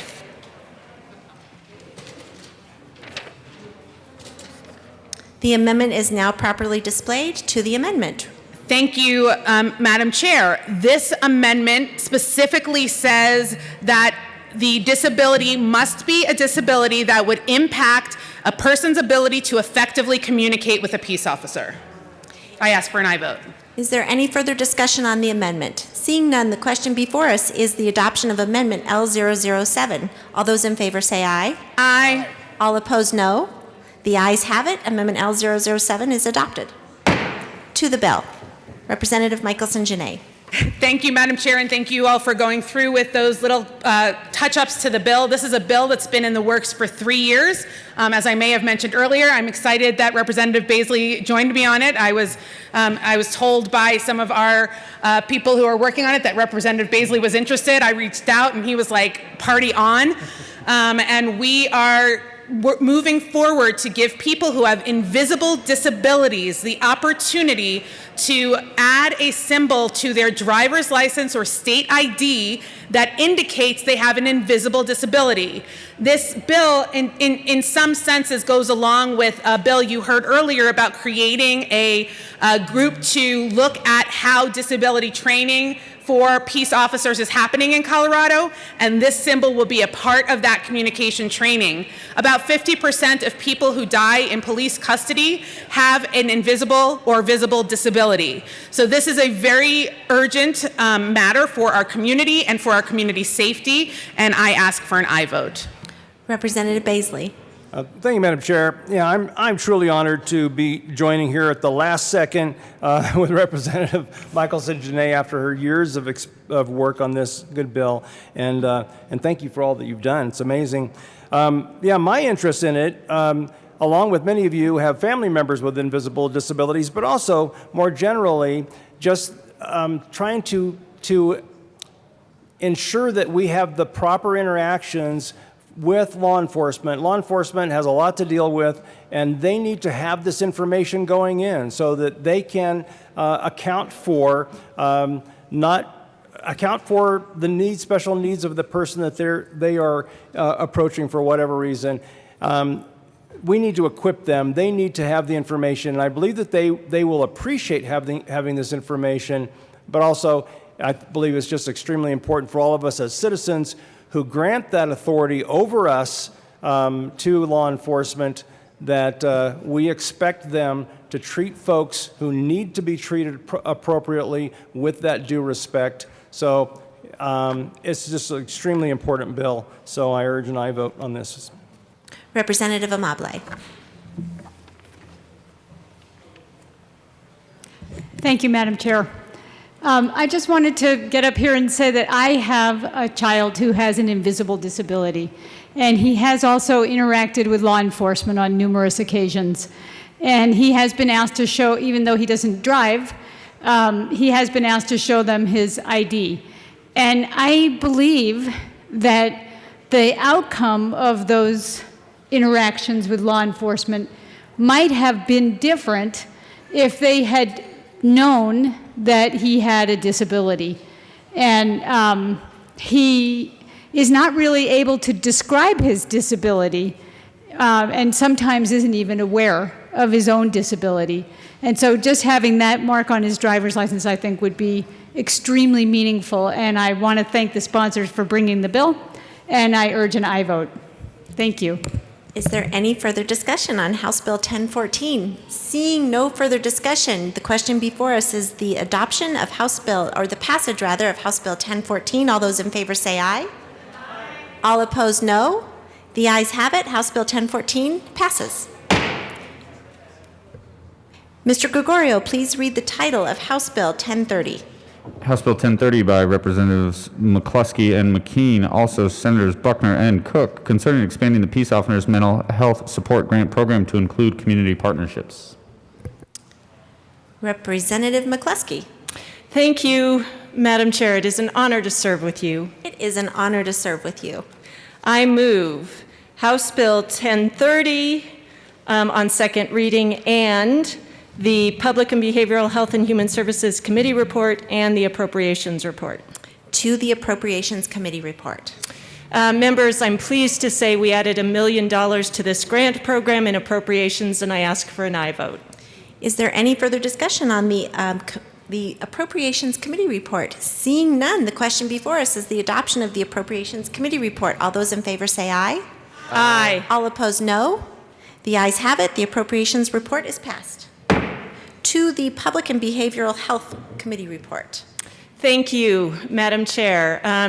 I want to report that we had a robust discussion with a number of stakeholders and committee members about the value of our Peace Officer Mental Health Grant Program and our co-responder and community partnership responder programs. And I'm pleased to say that while we offered numerous amendments to help clarify some of the language around how we describe these community partnerships, we were able to bring all members of our committee and stakeholders forward in a support position for the work that's going on to try and support our law enforcement officers in these very difficult and challenging moments when behavioral and mental health crises are occurring. We do have a very small technical amendment to offer today, and I move L007 to the committee report and ask that it be displayed.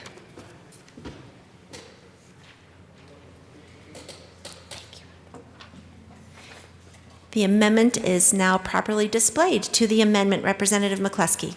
Thank you, Madam Chair. We had an improper citation on our committee report, and this corrects that mistake. Representative McKean, Minority Leader McKean, forgive me. Thank you very much, Madam Chair. This was my mistake, and I appreciate that we fixed it. I urge an aye vote.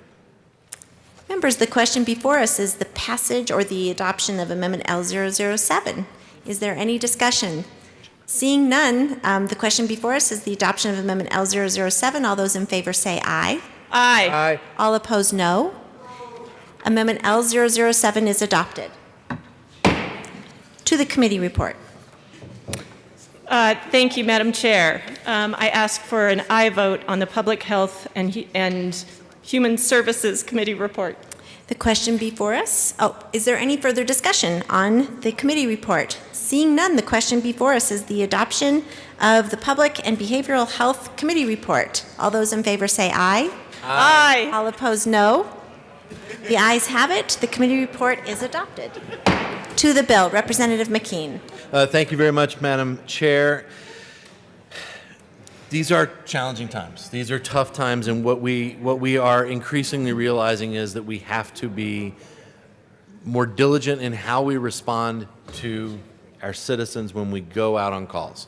And this means that we start with a call for service. And this is kind of where our conversation really began, that a call for service means that someone, often on their worst day, needs help. They need help of some kind. And sometimes that help is law enforcement, but often that help is someone else. Often that help is someone who has experience in behavioral health or mental health issues, understanding of addiction issues, the panoply of concerns that we have and that we have sort of asked for individual agencies to go and respond to, leads us to today, when we know what we need to do is do a better job of bringing the kind of help that people need in that moment. This helps us do that. This helps agencies apply for grant funding so that what they can do is build a robust group of services so that they know when they need to go out or send somebody out on a call. It's the right service for what that call means. And I come back to this every time, which is that these originate with a call for service. In my terms growing up, right, it's a call for help. It's a call to say, I need someone and I need them to come help me. And in my opinion, this is how we get there. This is how we come help. Representative McCluskey. Thank you, Madam Chair. There is nothing like bringing a bill to this chamber that means a great deal both to your district but to you personally. As some of you may know, I worked in Summit School District for more than a dozen years, and over that time, one of my responsibilities was responding to Safe to Tell calls. And those calls came in all hours of the day, and it was always a challenge for us when a student was reporting threats of harm to themselves or others. I was so proud of how our school responded, how law enforcement attempted to respond in those moments. But we recognize that having an agent show up at a home in uniform with lights blaring, we were terrifying not only a family but a student. And we found that by working closely with local mental health providers, behavioral health providers, we were able to create a co-responder program that we call our SMART team that now shows up to a home without blazing sirens, without lights, but with compassion. And we have been able to keep both young people and adults safe in their homes during these very difficult moments, connecting them to local resources so that they aren't whisked off in the back of a cop car and headed to an emergency room. It has made a tremendous difference in my community, and I really believe in the co-responder model as the path forward for all of those in law enforcement who are tired of responding to 911 calls when they don't have the skill set, when they don't have the experience, the background to deal with some of the challenges that are happening in our communities to people and families. I am excited to say that we worked closely with groups across the state who are concerned about that relationship with law enforcement in these responses. While the SMART team works great in my community, there are different types of community partnerships emerging in this state. Community partnerships that are new and innovative and having tremendous results, positive impacts, because they are doing this response in partnership with law enforcement, but not with law enforcement present. And I'm really excited and pleased to say that through the work with some of our stakeholders, we have modified the bill to make sure those groups will now be eligible for this grant funding. I urge your support of House Bill 1030. Thank you. Representative Amabile. Thank you, Madam Chair. You all might get sick of seeing me today because there's a lot of mental health stuff up today. These co-responders are been shown to be incredibly meaningful, especially for people who are experiencing psychosis. So you're having a psychotic episode, somebody calls the police come, and your response to that is potentially outsized to what somebody who is calmly able to handle the situation.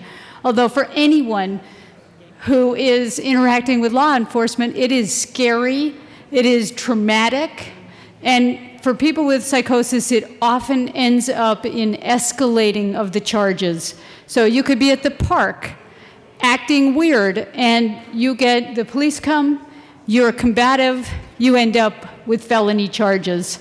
And you end up taken to jail, oftentimes placed in solitary confinement. And this is a cascading disaster that could be avoided if we had more of these kinds of programs. So I urge an aye vote. Representative Herod. Thank you, Madam Chair. Members, I come in strong support of this bill, and I want to tell you why. Sometimes some of our most proudest work happens outside of this building. And one thing that I'm proud to have worked on is a ballot measure called Caring for Denver. Caring for Denver asked Denverites to put a 25-cent sales tax increase on $100 to provide mental health and substance use services for people in Denver. That measure passed with 70% of the vote, and we are now the largest mental health foundation in the country and the second largest foundation in the state of Colorado. I'm proud to chair that foundation board alongside of and work alongside of my chief, Paul Pazin, right here in Denver. Chief Pazin one day pulled me aside when he was a commander and said, Representative Herod, I want to work with you to get more mental health support in our communities. Chief Pazin is from Denver. He is an amazing leader in our community. And I said, absolutely. So he took me on a trip. Took me to Seattle, and he took me to Eugene, Oregon. And in Eugene, Oregon, we came across the Cahoots model. Cahoots is this what we're talking about here. It is a program that has been in Eugene, Oregon for 30 years, where instead of a law enforcement response, you have a mental health professional and an EMT respond on mental health calls. They're tied into 911, they're tied into the city, and they train alongside of the officers to ensure that the appropriate care is given for the right person. Eugene, since this has happened in Eugene, Eugene has had less instances of excessive use of force and more mental health resources given to its community. So when Caring for Denver passed, Chief Pazin and I worked together to ensure that a certain portion of this funding goes to law enforcement. 10% of the $38 million we get annually must go to law enforcement. I wrote that bill. In that 10%, we were able to fund co-responders, which is different from what I talked about. A co-responder is someone who rides along with a law enforcement officer, mental health, that rides along with a law enforcement officer. You'll see co-responders responding around the Capitol very often and inside this building even. So we fully funded the co-responder model in Denver, but we also piloted the Cahoots model in Denver. We call it STAR, the Support Team Assistant Recovery. We piloted it just in this area around the Capitol where the greatest needs were. We started that in June. Alongside of the work we were doing in this building, the STAR model was built up with 2 people and a van. 2 people and a van. They responded to these mental health calls. And I'm proud to say since a year from our pilot, that Cahoots team that responded on calls has had 0 negative instances of interactions on their responses. They have had to call law enforcement 0 times for backup and have been called for as backup by law enforcement multiple times and have properly worked together to de-escalate situations. Additionally, the co-responder model that we funded in Denver results in less than 2% tickets and citations. That is success. That works. And so when we talk about what we need to do to reimagine policing, one of the things that we have to do, I believe, is listen to the officers and the community. One thing I heard loud and clear from law enforcement officers is that they are not mental health professionals. They are not trained to deal with some of the instances in our communities, and quite frankly, they would prefer that there was a different response. In Denver, we are doing just that. So from that pilot program, we are now officially a program of the city. Multiple $1 million goes into that, and STAR will be expanded throughout every corner of this city and hopefully every shift by the end of the year. So I just want to say thank you to the bill sponsors for all of the work you've been doing on this bill, especially working with community partners, because a partner like Caring for Denver is the one that piloted, not necessarily law enforcement, but in partnership with law enforcement, right? And so we want to make sure that whatever model pops up in these cities, that they're supported. You all did great work to make sure that that happens. We need to keep funding programs like this. And what I will say is that this is not enough funding to get these programs up and going across the state. But it is enough to partner and to pilot to show folks who might be a little bit resistant that these programs work. They keep our community safe. They keep law enforcement safe. They offer vital mental health care for community and law enforcement, and they're so, so very essential. So if you want to know more about STAR, check out my TED Talk. You could go to TED.com. But also, I suggest reaching out to your local law enforcement agency, because I guarantee you they are thinking about these programs because they do want to provide the best services in their communities. I urge a strong aye vote. Representative Sullivan. Thank you, Madam Chair. I can't be more supportive of a program like this. And just to I have a personal experience in these kinds of situations where it's appropriate that somebody, a mental health specialist, rides along with law enforcement, because I had them come to my house one evening. I've told the story. My 92-year-old mom, we moved her here from Texas at the beginning of COVID. My mother has been living by herself for 11 years. Didn't know that we would go, once or twice a year to visit her. Didn't know that my mom was becoming deaf. She called me a couple of times on the phone, said the volume on her TV was having a problem. Didn't think that meant that my mom was going deaf.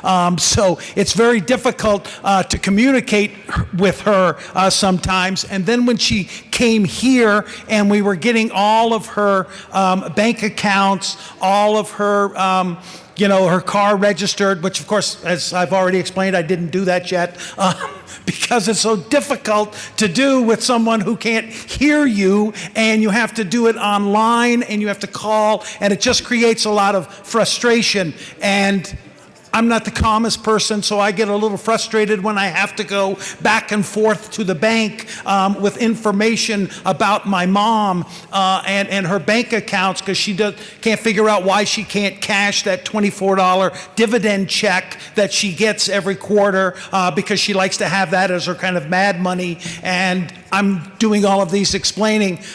Apparently, at one point at First Bank, while I was talking to them, the teller became a little concerned about my mom's safety in my house.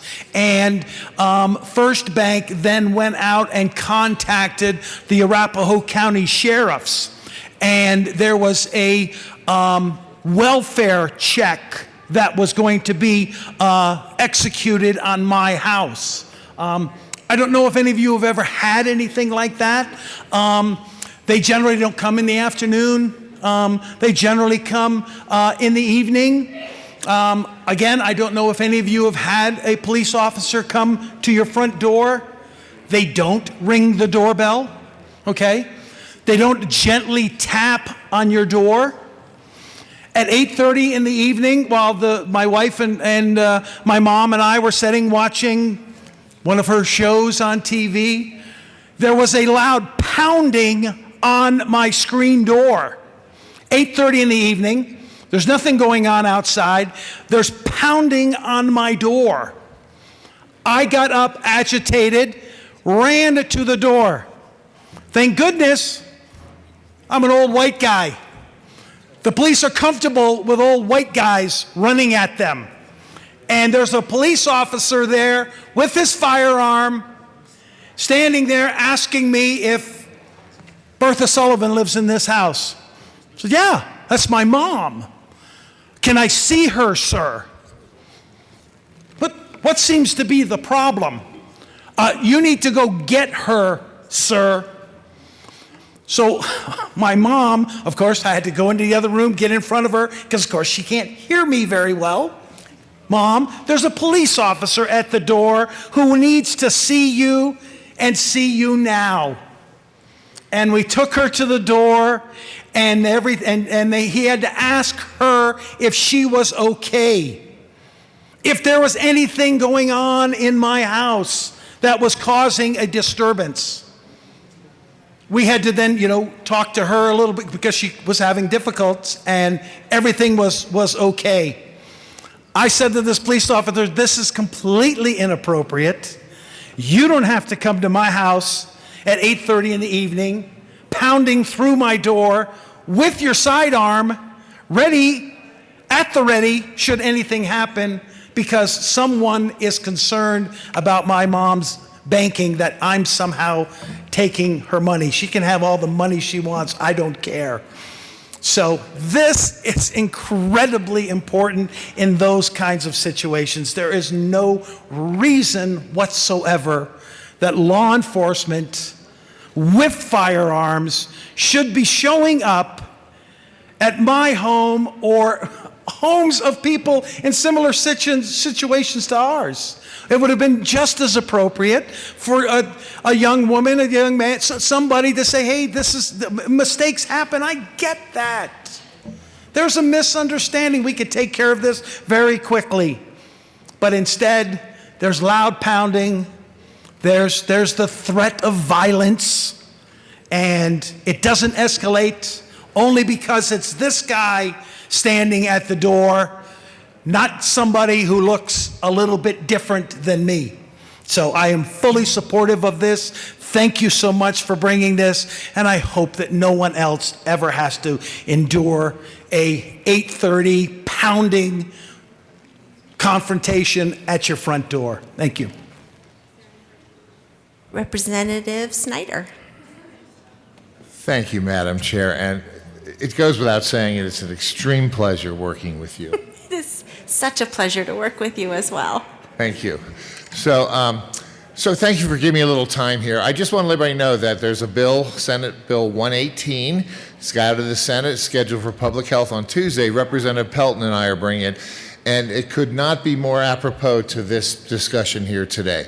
It's a bill that seeks to, it's going to actually a study bill, but we're really looking to create some gradations in how we respond to calls for at-risk adults. Representative Snyder, is this relevant to the bill? It is. I wanted to tell everybody that this is a great bill, and there's other things in the works. It is going to take a holistic approach from all of our relevant agencies to make sure we stop having these intrusive events happening to a lot of our seniors. So I think this bill right here is a great start. I just want to let you know there's other bills coming that will be complementary to this. Thank you. Is there any further discussion? Seeing no, Representative McCluskey. Thank you, Madam Chair. I just need to give two quick shout outs. First, thank you, Representative Herod. I know that you have been a leader in this space, and we are so grateful for that. And to my sheriff, Sheriff Fitzsimons, we did it. We got it across the finish line. Is there any further discussion? Seeing none, the question before us is the passage of House Bill 1030. All those in favor say aye. Aye. All opposed, no. The ayes have it. House Bill 1030 is passed. Mr. Gregorio, please read the title of House Bill 1085. House Bill 1085 by Representatives McCluskey and Larson, also Senator Bridges and Smallwood, concerning secure transportation for an individual in a behavioral health crisis. Representative McCluskey. Thank you, Madam Chair. I move House Bill 1085 on second reading and the Public and Behavioral Health and Human Services Committee report and the Appropriations report. To the Appropriations report. Today, we appropriated money to House Bill 1085. I ask for your support. Is there any further discussion? Seeing none, the question before us is the adoption of the Appropriations report. All those in favor say aye. Aye. All opposed, no. The Appropriations report is passed. To the Public and Behavioral Health Committee report. Representative McCluskey.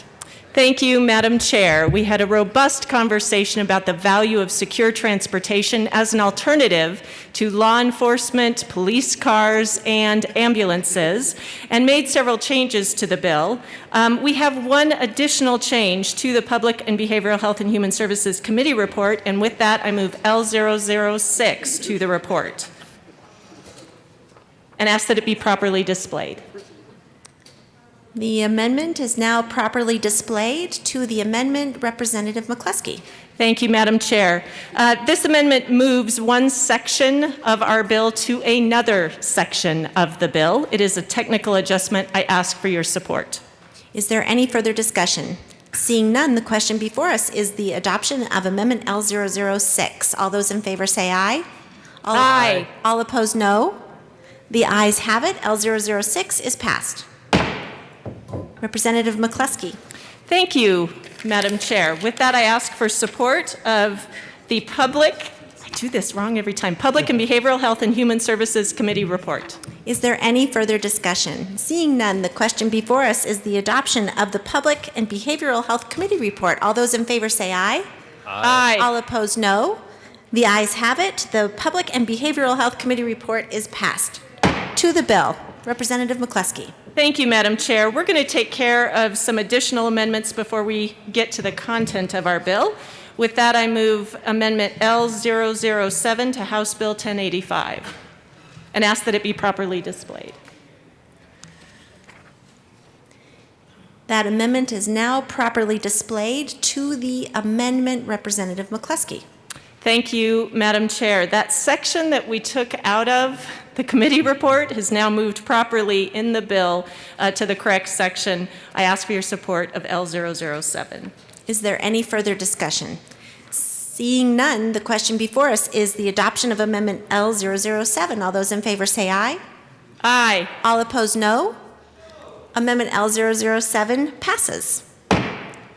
Representative McCluskey. Thank you, Madam Chair. I move L005 to House Bill 1085 and ask that it be properly displayed.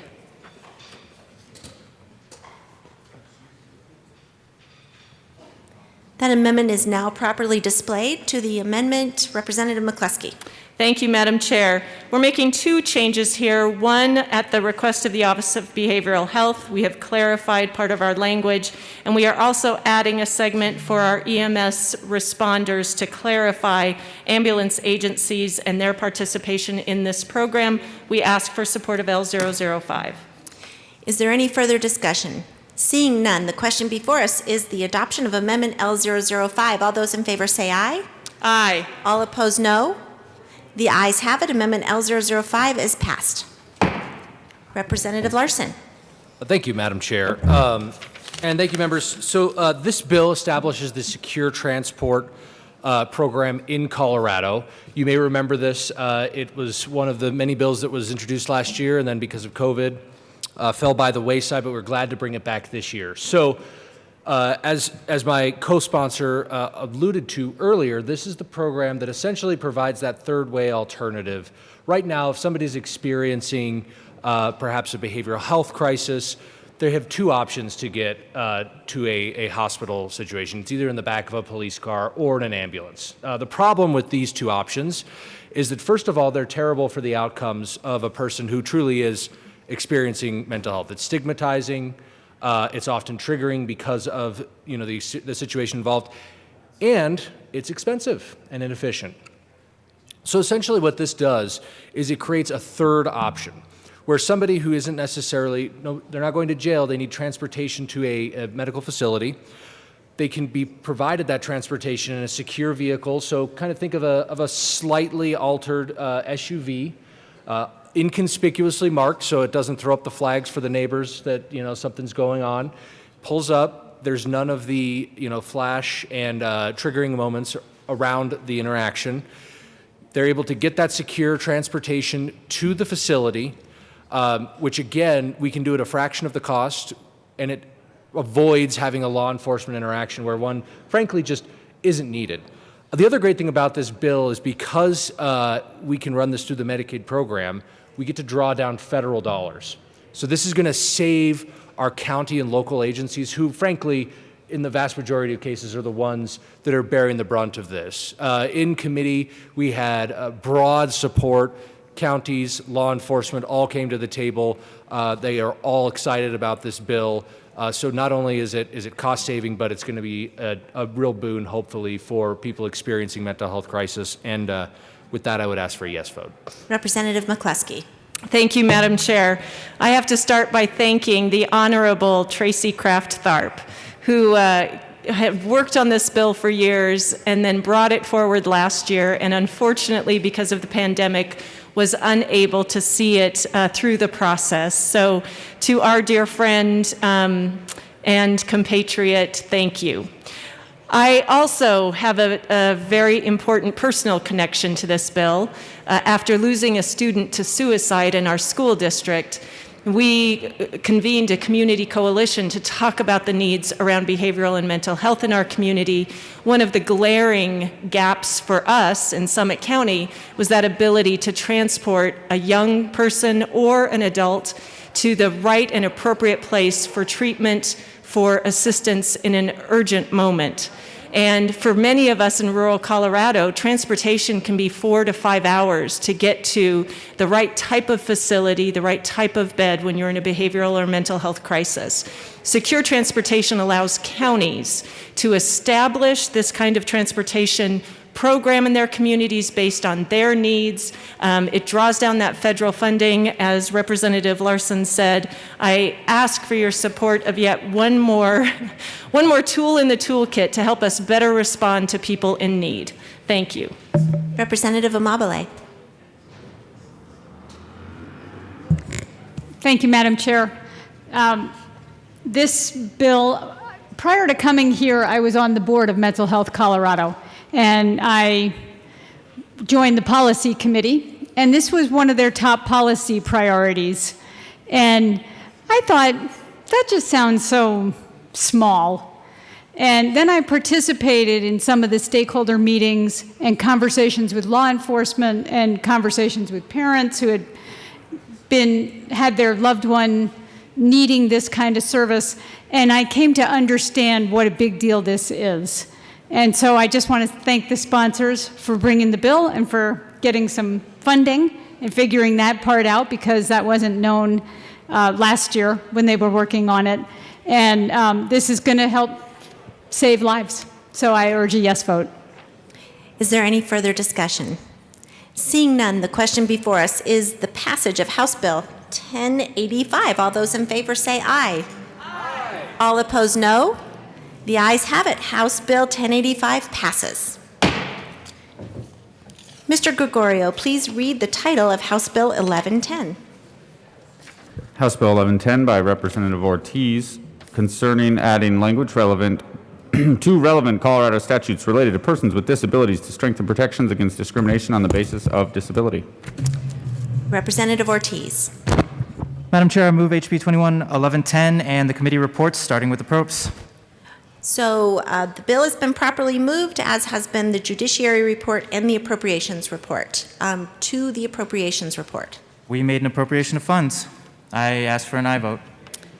Is there any further discussion? Seeing none, the question before us is the adoption of the Appropriations Report. All those in favor say aye. Aye. All opposed, no. The ayes have it. The Appropriations Report is adopted. To the Judiciary Report, Representative Ortiz.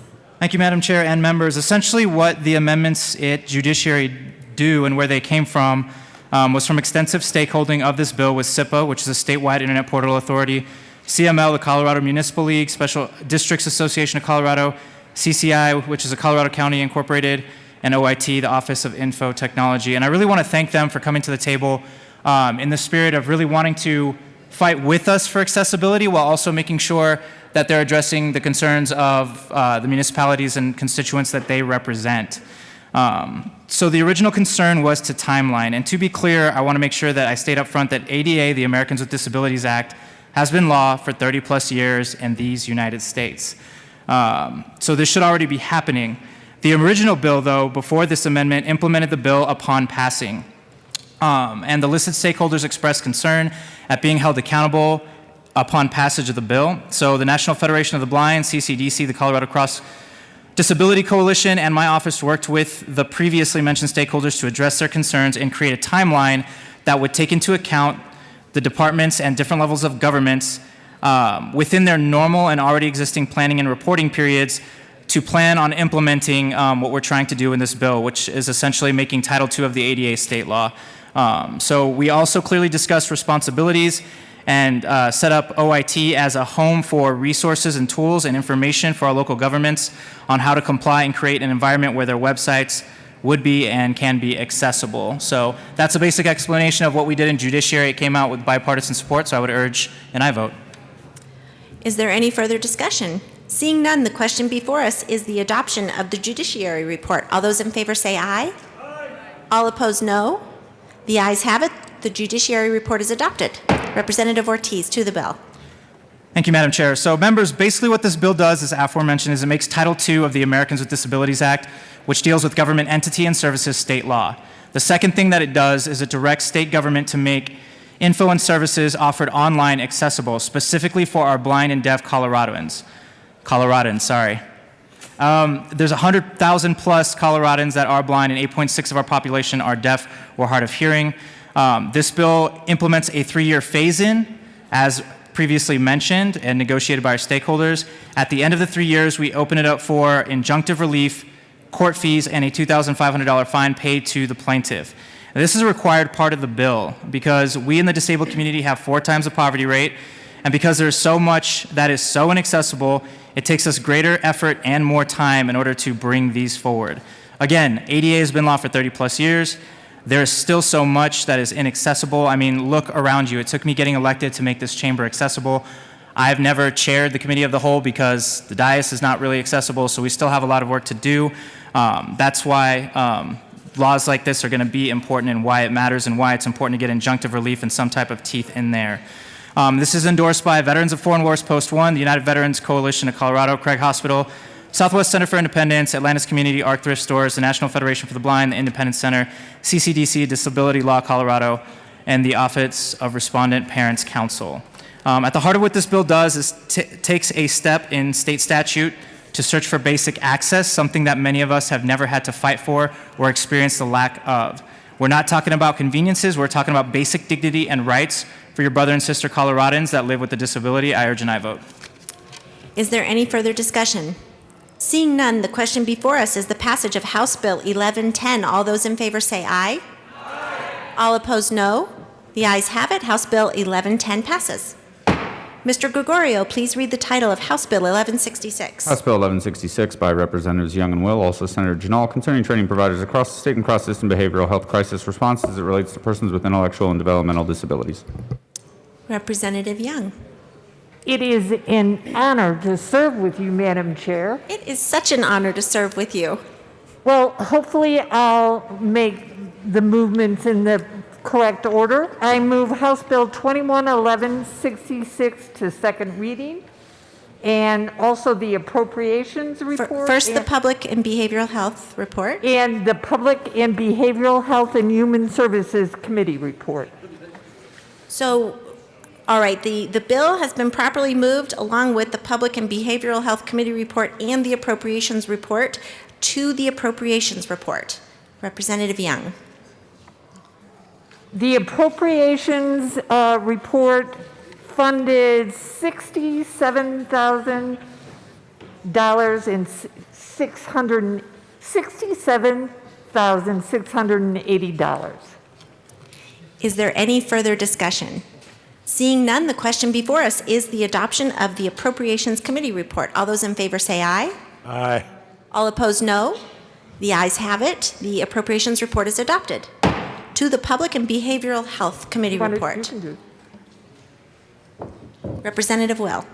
Thank you, Madam Chair. It's an honor to serve with you. It's an honor to serve with you. It's also an honor to run this co-prime, this bill, this behavioral health bill with Representative Young. You know, I've been wanting to get involved more in behavioral and this mental health part of this here at the state legislature, so I'm really excited she reached out to me to talk to me about this bill because it's a great bill. And Colorado conducted a statewide study to identify gaps in care for individuals that were duly diagnosed. Duly diagnosed is those with both intellectual and or developmental disabilities and mental health diagnosis. So I found that there were people with IDD experience significant barriers to accessing crisis response services to meet their needs. So so what this bill is going to do, it's the need for quality care for those, we've been talking about it on several other bills today, that are duly diagnosed is a statewide issue and thus demands a statewide solution. The bill looks to address the report issued by the Department of Health Care, HCPF, including continuing issues with access to care for families and individuals who are duly diagnosed. So I really got involved with this and saw the real value in this bill in our rural counties, and especially with like our rural sheriff's departments and those type of things. So, and it's all about training, and I think my co-prime will talk a little bit more about the training of these individuals and law enforcement people that deal with these individuals. But it's been proven when cross-system responses have been implemented, they've proven to support key outcomes such as reduced jail admissions, access to supportive services, and less system fragmentation. This bill, which is key, allows these individuals to remain in community settings rather than using the emergency department, inpatient psychiatric facilities, regional centers, and state mental health institutions. So this helps all of Colorado. This is a great bill. Representative Young. And also to the Public and Behavioral Health Committee report, there was one amendment which changed some dates of implementation at the request of HCPF. All right. The question before us is the adoption of the Public and Behavioral Health Committee report. Is there any further discussion? Seeing none, all those in favor say aye. Aye. Aye. All opposed, no. The committee report is adopted. To the bill. Representative Young. Well, I have to say I am very excited to be co-priming this with Representative Will. It really reflects the fact that this is a statewide issue that impacts rural areas and urban areas, and that this bill is addressing that statewide need. It really comes down to what we have been talking about in so many of the bills today. It's an issue of parity and access. We really don't have mental health parity for those people with intellectual and developmental disabilities. And this bill will provide the training to mental health providers and those who support these individuals to keep individuals with intellectual and developmental disabilities out of prisons, psychiatric hospitals, and allow them to stay in their homes and community. I urge an aye vote. Is there any further discussion? Seeing none, the question before us is the adoption of the Public and Behavioral Health Committee report. All those in favor say aye. All opposed, no. The ayes have it. The committee report is passed. To the bill. Representative Young. Madam Chair, I knew I would meander through reports. We have concluded our testimony to the bill. Excellent. All right. Members, is there any further discussion? Representative Will. Thank you, Madam Chair, and sorry about that. We got a little confused, I think, when talking to the bill.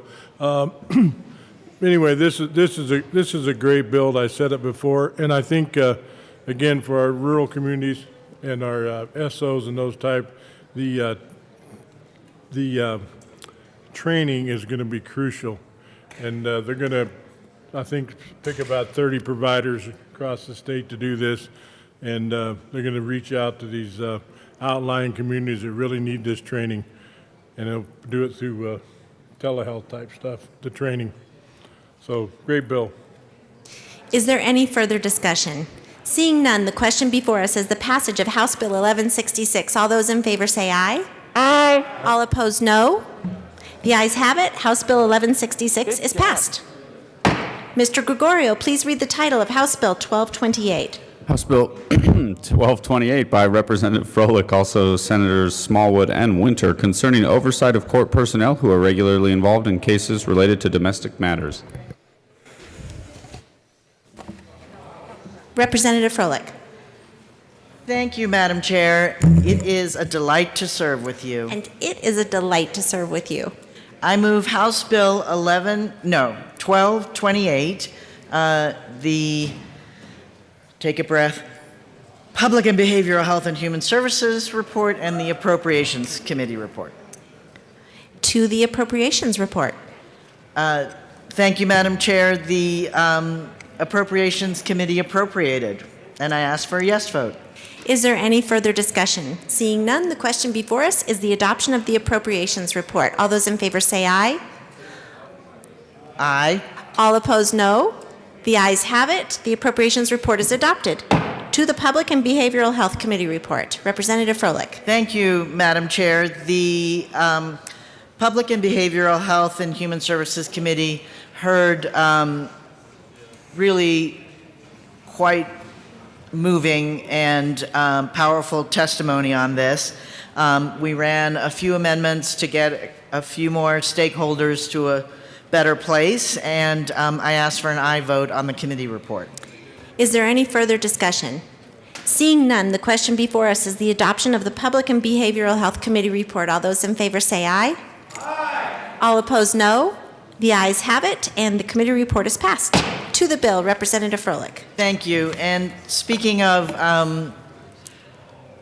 getting stakeholders on board, we have a few very brief amendments to run on behalf of both the Department of the court, so the judiciary and the Bar Association. So I ask for L004 to be displayed. And make sure I you move move it. Amendment L004 and ask that it be displayed. Okay.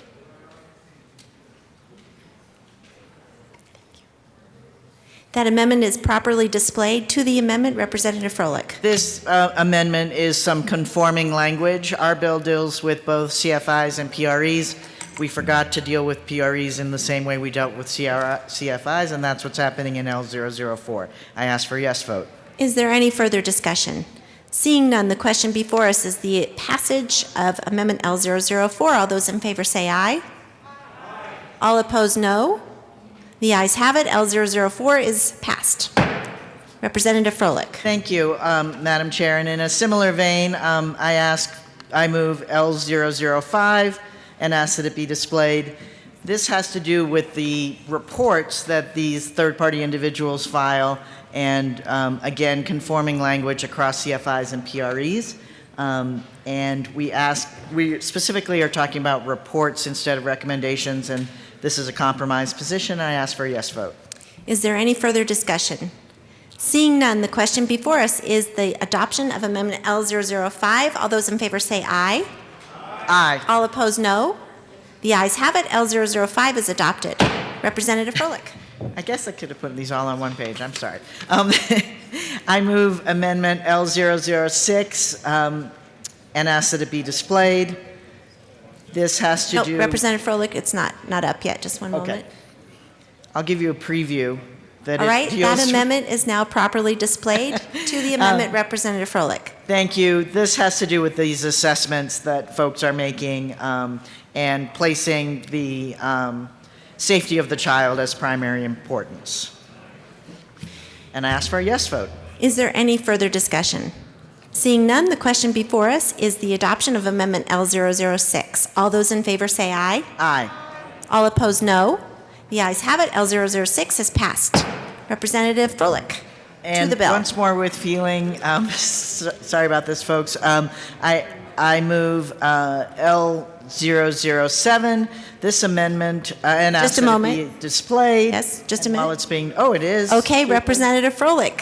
Thank I'll you. lead you through this. It'll be fine. To the amendment. This has to do with the testimony that will be accepted by the court.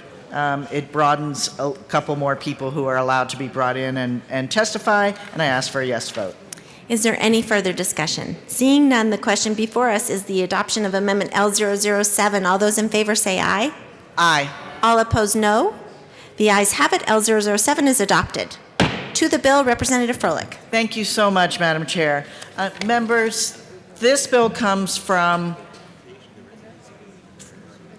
individuals in our community, mostly women, who have came to me over since I think even before I was elected, talking about the unfairness of the custody decisions that had been made for their children. So in cases where there was domestic violence, child abuse, and child sex abuse, we have a saddening, maddening tendency to either give joint custody or in some horrible cases, sole custody to the abuser. And so studies have shown the number one thing we can do with this is to increase domestic violence education and awareness of domestic violence, sex assault, and child abuse, and hoping that that informs the decisions that are made on behalf of women and children in the court system, and to equalize that imbalance of power, and to end that practice of granting custody in the case of abuse, sex abuse, and child abuse. And so this bill is really about that training component. There's a lot more we have to do about the societal tolerance of violence against women and the lack of credibility given to women when they're discussing violence and child abuse and child sex abuse. But we will fight that battle on another day, and we hope to train these court folks and for better outcomes. And I ask for an aye vote. Is there any further discussion? Representative Holtorf. Thank you, Madam Chair, and I want to thank the bill sponsor for bringing this bill. I think the bill sponsor knows that I have a very strong sensitivity to this. and I am very happy. I heard this in Public Health Committee. We talked about the conundrum that occurs in these courts. We talked about how oftentimes the visceral relationships that are there, and how if the details are not addressed, if the training of the people don't have full understanding of the situation to be able to read through these visceral situations, that they oftentimes will make these decisions that don't put the kids first and the child first. And we can't make that mistake. We just cannot make that mistake. And so this bill, I think, is one large step towards helping in a very complicated and complex situation. And I am in great support of this training, and I thank the bill sponsor for bringing this up, and I look forward for voting on this on third reading. Is there any further discussion? Seeing none, the question before us is the passage of House Bill 1228. All those in favor say aye. All opposed, no. The ayes have it. House Bill 1228 is passed. Mr. Gregorio, please read the title of Senate Bill 104. Senate Bill 104 by Senators Zenzinger, also Representatives Kipp and Basenecker, concerning the continuation of the Special Education Fiscal Advisory Committee. Representative Kipp. Thank you. Thank you, Madam Chair. This bill is just a simple sunset bill that extends the Special Education Fiscal Advisory Committee for 10 years. The Special Education Fiscal Advisory Committee is a 12-member committee appointed by the State Board of Education and housed in the Colorado Department of Education. The committee advises the State Board regarding the allocation of funds from the Colorado Special Education High Cost Grant Program. And Representative Kipp, do you want to first amend or move your bill, rather? Oh, yes. Thank you. I'm sorry. Yes, I move SB 21104. Great. All right. Representative Basenecker. Thank you, Madam Chair. This bill is a simple bill that does vital and necessary work on behalf of our teachers, school districts, and special education students here in Colorado. The bill would simply continue the committee through September 1, 2031, and we urge your support of this bill. Is there any further discussion? Seeing none, the question before us is the passage of Senate Bill 104. All those in favor say aye. Aye. All opposed, no. The ayes have it. Senate Bill 104 is passed. Mr. Gregorio, please read the title of House Bill 1293. House Bill 1293 by Representatives Snyder and Larson, also Senator Woodward, concerning modification of the threshold below which a bank need not use a credentialed appraiser to appraise property reflected in its balance sheet. Oh, go ahead. Representative Larson. Thank you, Madam Chair. I move House Bill 1293 and the Business Committee report. There's no committee report, Or, so that bill has been properly moved. Who would like to speak to the bill? Representative Larson. Thank you, Madam Chair, and off to that illustrious start. So, members, we have here before you, frankly, a very simple regulatory bill. Basically, what we are doing is removing a statutorily defined amount that changes when it comes to the threshold that an assessment needs to be done on bank-owned property, and we're simply putting that in alignment with the federal guidelines. So when the federal guidelines change, now state law will move in tandem with that. So this is a simplifying bill. It will prevent us from having to come back year after year after year to keep up with changes happening in federal law. So it's a good bill, and vote yes. Representative Snyder. Thank you, Madam Chair. Yeah, as my colleague said, this is really an ease of business bill because right now they have to come back and go through the timely and somewhat expensive process. Every time the banking laws change at the federal level, we're required under state banking law to conform to that. For instance, our law still says $250,000 is the threshold. The feds are already over $400,000. So this will eliminate having to come back with bills like this and allow the banking board to facilitate business on behalf of everybody, and we ask for a yes vote. Is there any further discussion? Seeing none, the question before us is the passage of House Bill 1293. All those in favor say aye. Aye. All opposed, no. The ayes have it. House Bill 1293 is passed. Thank you. Okay. Mr. Gregorio, please read the title of House Bill 1284. House Bill 1284 by Representatives Valdez and Van Winkle, also Senators Hansen and Priola, concerning modifications to the limitation on the aggregate amount of fees that may be assessed by governmental bodies for the installation of active solar energy systems, and in connection therewith extending the repeal date of the limitation. Representative Valdez. Thank you, Madam Chair. I move House Bill 1284. The bill has been moved. Representative Valdez, tell us about your bill.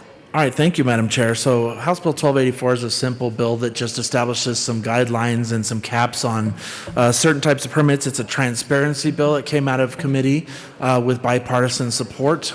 It will help Colorado to achieve its renewable energy goals, and I ask for an aye vote. Great. Representative Van Winkle. Thank you, Madam Chair. What we're trying to do here is just limit government fees from soaring out of control. It's a good bill. Is there any further discussion? Seeing none, the question before us is the passage of House Bill 1284. All those in favor say aye. Aye. All opposed, no. No. The ayes have it. House Bill 1284 is passed. Madam Majority Leader. Thank you, Mr. Chair. I move the committee rise and report. You have heard the motion. Seeing no objection, the committee will rise and report.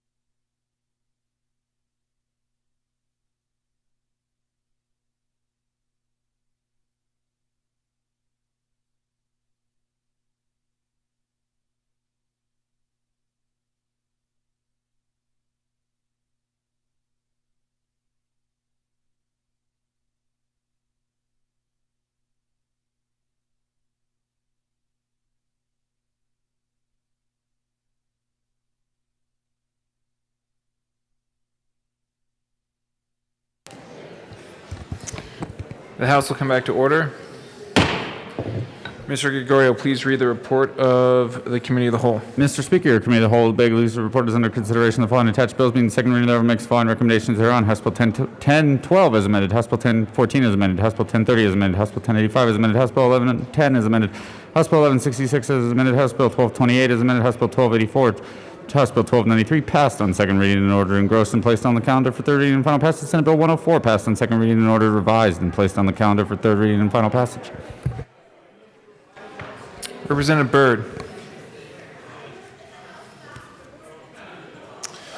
You have heard the motion. There is one amendment at the desk. Representative Hanks, come on down. Mr. Gregorio, please read the Hanks amendment to the report of the Committee of the Whole. Representative Hanks moved to amend the report of the Committee of the Whole to reverse the action taken by the committee, not adopting the following Hanks Amendment L011 to House Bill 21-1012 to show that said amendment passed and that House Bill 21-1012 is amended passed. Representative Hanks. Good morning, Mr. Speaker. I move the Hanks Amendment to the Committee of the Whole and ask for a favorable aye vote. Thank you. Is there any further discussion? Representative Mullica. Thank you, Mr. Speaker. I'd ask for a no vote. Is there any further discussion? Seeing none, members, the question before us is the adoption of the Hanks Amendment to the report of the Committee of the Whole L011. Seeing no further discussion, Mr. Gregorio, please open the machine and members, please proceed to vote. Representative Burnett, how do you vote? No. Representative Burnett votes no. Representative Van Winkle, how do you vote? Yes. Representative Van Winkle votes yes. Representative Sandridge, how do you vote? Yes. Representative Sandridge votes yes. Representative Exum, how do you vote? No. Representative Exum votes no. Representative McLaughlin, how do you vote? No. Representative McLaughlin votes no. Representative Judah, how do you vote?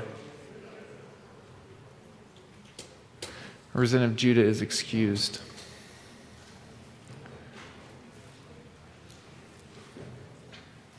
Please close the machine. With 20 aye votes, with 19 aye votes, 42 no votes, and 4 excused, the Hanks Amendment to the report of the Committee of the Whole is lost. That brings us to the Committee of the Whole. There are no more amendments. The question before us is the adoption of the report of the Committee of the Whole. Mr. Gregorio, please open the machine and members, please proceed to vote. Representative Burnett, how do you vote? Yes. Representative Burnett votes yes. Representative Van Winkle, how do you vote? No. Representative Van Winkle votes no. Representative Sandridge, how do you vote? No. Representative Sandridge votes no. Representative Exum, how do you vote? Yes. Representative Exum votes yes. Representative McLaughlin, how do you vote? Yes. Representative McLaughlin votes yes. Please close the machine. With 39 aye votes, 22 no votes, and 4 excused, the report of the Committee of the Whole is adopted.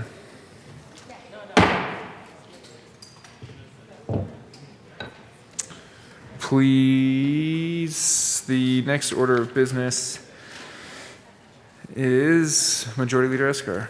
Thank you, Mr. Speaker. I move to proceed out of order for immediate consideration of Senate amendments to House bills. Seeing no objection, we will proceed out of order for immediate consideration of Senate amendments to House bills.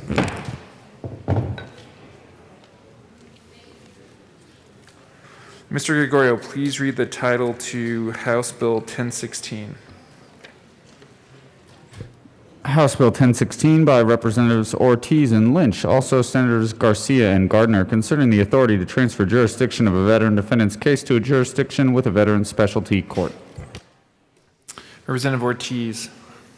Mr. Speaker, I move that the House not concur with the Senate amendments and that a conference committee be appointed. Thank you, Representative Ortiz. I appreciate that motion. Is there any further discussion on why? Representative Ortiz. So essentially, we're going to be cleaning up a little bit of errors made by the Senate. I'm working with the senators. They see what they did. What they essentially did with an amendment is instead of applying both to veterans and service members that qualify for this veterans courts, they worded it so that it only applies to those that are actively serving. So they realize what's going on and they're in agreement with this. So this should be a real quick run here. So we got to clean up their mess, but we're happy to do it. Any further discussion on this motion? Seeing none, the question before the House is to not concur with Senate amendments and a conference committee be appointed. See no further discussion. Mr. Gregorio, please open the machine and members please proceed to vote.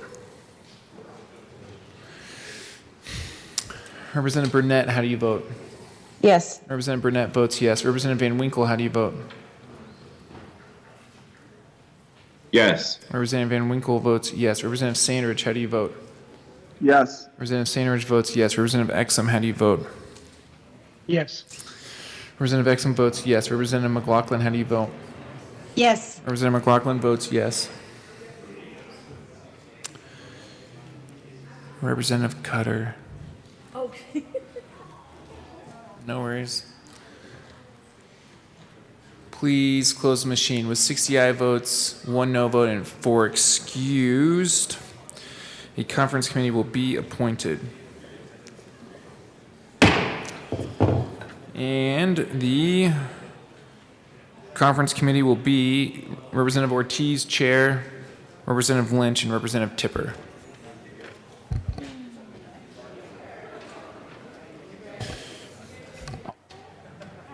Okay. Mr. Gregorio, please read the title to House Bill 1103.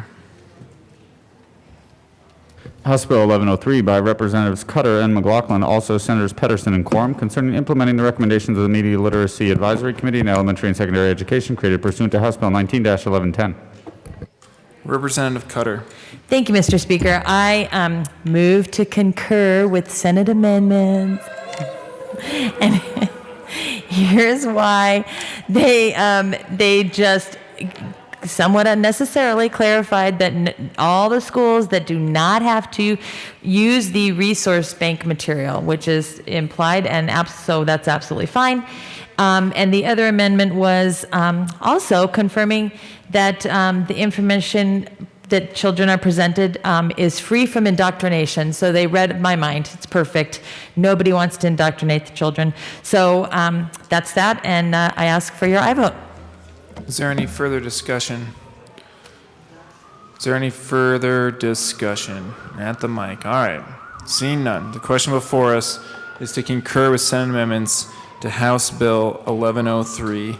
Mr. Gregorio, please open the machine, and members, please proceed to vote. Representative Burnett, how do you vote?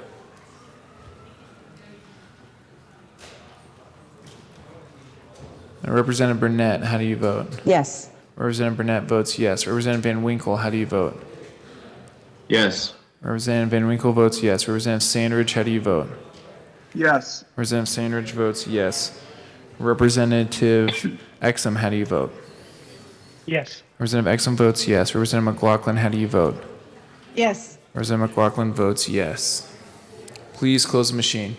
With 60 aye votes, 1 no vote, and 4 excused, the motion to concur with Senate amendments to House Bill 1103 is adopted. Majority Leader Escar.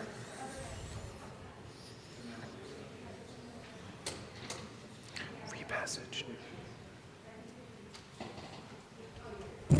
Thank you, Mr. Speaker. I move for the repassage of House Bill 1103 as amended. The question before us is the repassage of House Bill 1103 as amended. Is there any further discussion?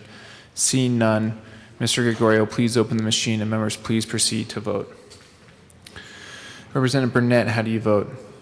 Yes. Representative Burnett votes yes. Representative Van Winkle, how do you vote?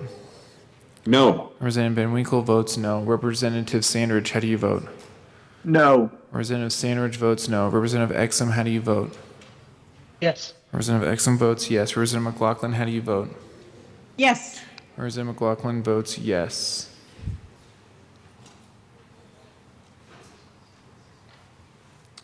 Please close the machine. With 38 aye votes, 23 no votes, and 4 excused, House Bill 1103 is repassed as amended. Members, thank you for, co-sponsors.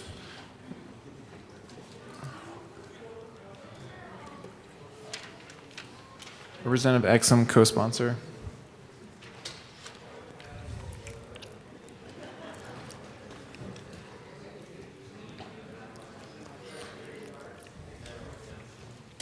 Please close the machine. I just wanted to mention, members, I know it's been a very long week and obviously a long day already, but thanks for the decorum and the quiet nature of the chamber as we move through these Senate amendments to House bills. With that, Mr. Gregorio, please read the title of House Bill 1117. House Bill 1117 by Representatives Lantin and Gonzalez Gutierrez, also Senators Gonzalez and Rodriguez, concerning the ability of local governments to promote the development of new affordable housing units pursuant to their existing authority to regulate land use within their territorial boundaries. Representative Lantin. Mr. Speaker, I move that we concur with the Senate amendments. Gobble, gobble, gobble, gobble. Gobble, gobble. Okay. Sometimes, And we're going to have to explain why, Representative Lantin. Mr. Speaker, you just have to make the sausage. The amendment requires that a local government must have demonstrated a commitment to density before adopting an ordinance to promote affordable housing in new developments. Is there any further discussion on the motion? Seeing none, the question before us is to concur with Senate amendments to House Bill 1117. Mr. Gregorio, please open the machine, and members, please proceed to vote. Representative Burnett, how do you vote? Yes. Representative Burnett votes yes. Representative Van Winkle, how do you vote? No. Representative Van Winkle votes no. Representative Sandridge, how do you vote? No. Representative Sandridge votes no. Representative Exum, how do you vote? Yes. Representative Exum votes yes. Representative McLaughlin, how do you vote? Yes. Representative McLaughlin votes yes. Catlin, Cutter, Mullica, Ricks.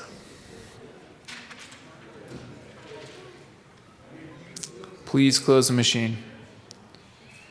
With 38 aye votes, 23 no votes, and 4 excused, the motion to concur with Senate amendments to House Bill 1117 is adopted. Majority Leader Escar. Thank you, Mr. Speaker. I think you spoke of decorum a little too soon. I think there's a little fight going on between the minority leader and the assistant minority leader down here. Anyway, I move for the repassage of House Bill 1117 as amended. The question before us is the repassage of House Bill 1117 as amended. Seeing no further discussion, Mr. Gregorio, please open the machine, and members, please proceed to vote. Representative Burnett, how do you vote? Yes. Representative Burnett votes yes. Representative Van Winkle, how do you vote?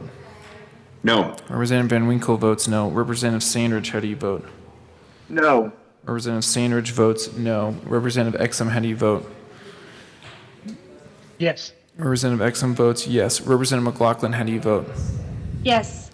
Representative McLaughlin votes yes. Please close the machine. With 38 aye votes, 23 no votes, and 4 excused, House Bill 1117 is repassed as amended. Ms. Co-sponsors.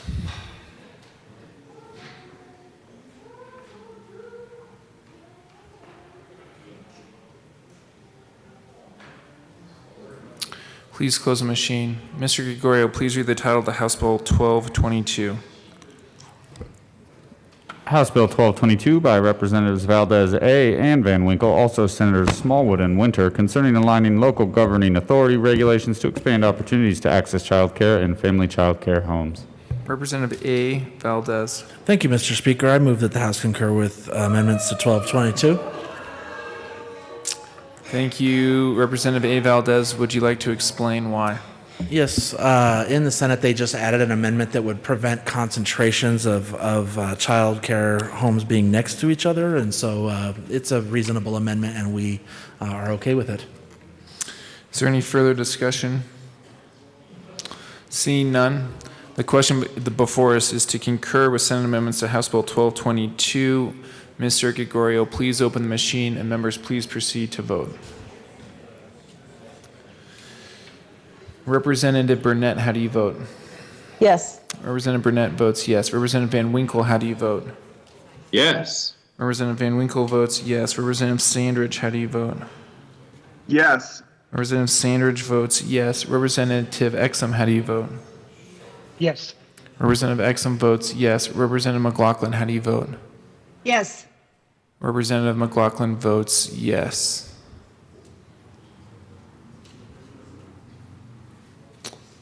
Representative Lantin.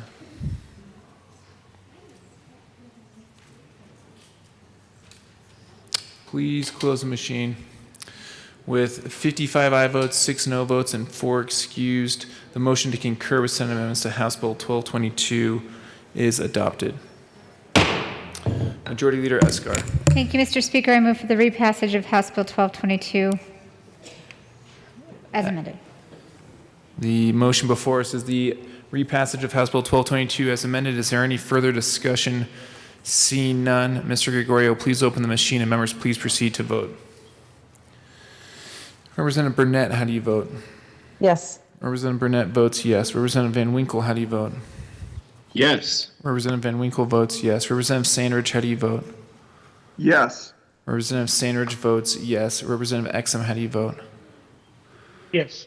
Representative Exum votes yes. Representative McLaughlin, how do you vote? Yes. Representative McLaughlin votes yes. Please close the machine. With 61 aye votes, no votes, and 4 excused, House Bill 1222 is repassed as amended. Co-sponsors.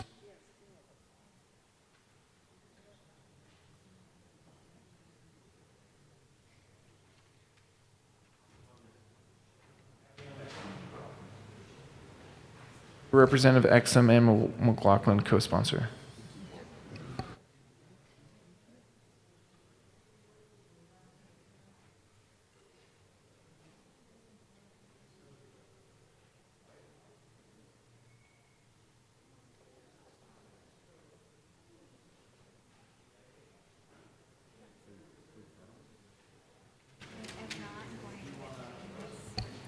I do want to welcome President Grantham, County Commissioner Grantham, to the House floor. Good to see you.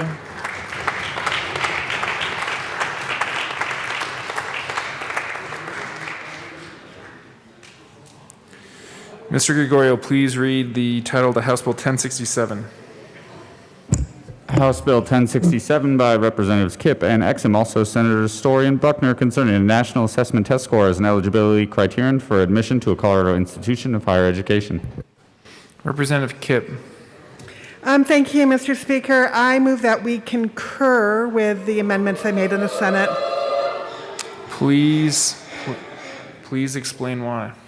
Thank you. Well, the Senate added 2 additional data points to the data collection and reporting on Pell eligible and first-generation students. They also added a 5-year comprehensive report. Since there were multiple amendments that we added in the House Education Committee in addition to these on the data section, the drafter also did a strike below on that section to do technical cleanup and make sure all of the language was consistent. The language brought the last remaining opponent group to support. So there we go. Is there any further discussion? Seeing none, the question before us is to concur with Senate amendments to House Bill 1067. Mr. Gregorio, please open the machine and members, please proceed to vote. Representative Burnett, how do you vote? Yes. Representative Burnett votes yes. Representative Van Winkle, how do you vote? No. Representative Van Winkle votes no. Representative Sandridge, how do you vote? No. Representative Sandridge votes no. Representative Exum, how do you vote? Yes. Representative Exum votes yes. Representative McLaughlin, how do you vote? Yes. Representative McLaughlin votes yes. Representative Tipper. Please close the machine. With 45 aye votes, 16 no votes, and 4 excused, the motion to concur with Senate amendments to 1067 is adopted. Majority Leader Escar.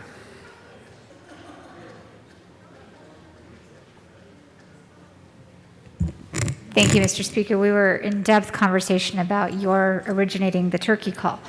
I move for the repassage of House Bill 1067 as amended. Thank you, Madam Majority Leader. The motion before us is the repassage of House Bill 1067 as amended. Seeing no further discussion, Mr. Gregorio, please open the machine and members, please proceed to vote. Representative Burnett, how do you vote? Yes. Representative Burnett votes yes. Representative Van Winkle, how do you vote? No. Representative Van Winkle votes no. Representative Sandridge, how do you vote? Sorry, one more time. Representative Sandridge? Still can't. No. Okay, Representative Sandridge votes no. Representative Exum, how do you vote? Yes. Representative McLaughlin, how do you vote? Yes. Representative McLaughlin votes yes. Representative Judah, how do you vote? Yes. Representative Judah votes yes. Please close the machine. With 40 aye votes, 22 no votes, and 3 excused, House Bill 1067 is repassed as amended.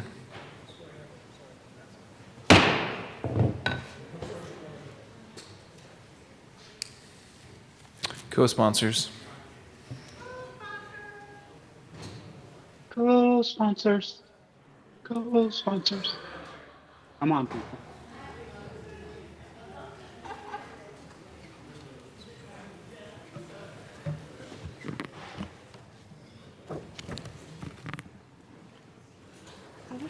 Please close the machine. Mr. Gregorio, please read the title of the House Bill 1227. House Bill 1227 by Representatives Lantin and Soper, also Senator Fields and Kirkmeyer, concerning medical assistance program requirements for nursing facilities and in connection therewith establishing a demonstration of need. Do you want to move it and I'll explain? Representative Lantin. Thank you, Mr. Speaker. I yet again ask for concurrence. I know it's shameful, sorry. And if you don't mind, Representative Soper, framing it in a motion, that would be best. Representative Lantin. I move to concur with Senate amendments. To my further shame again. Thank you. Representative Soper. Thank you, Mr. Speaker.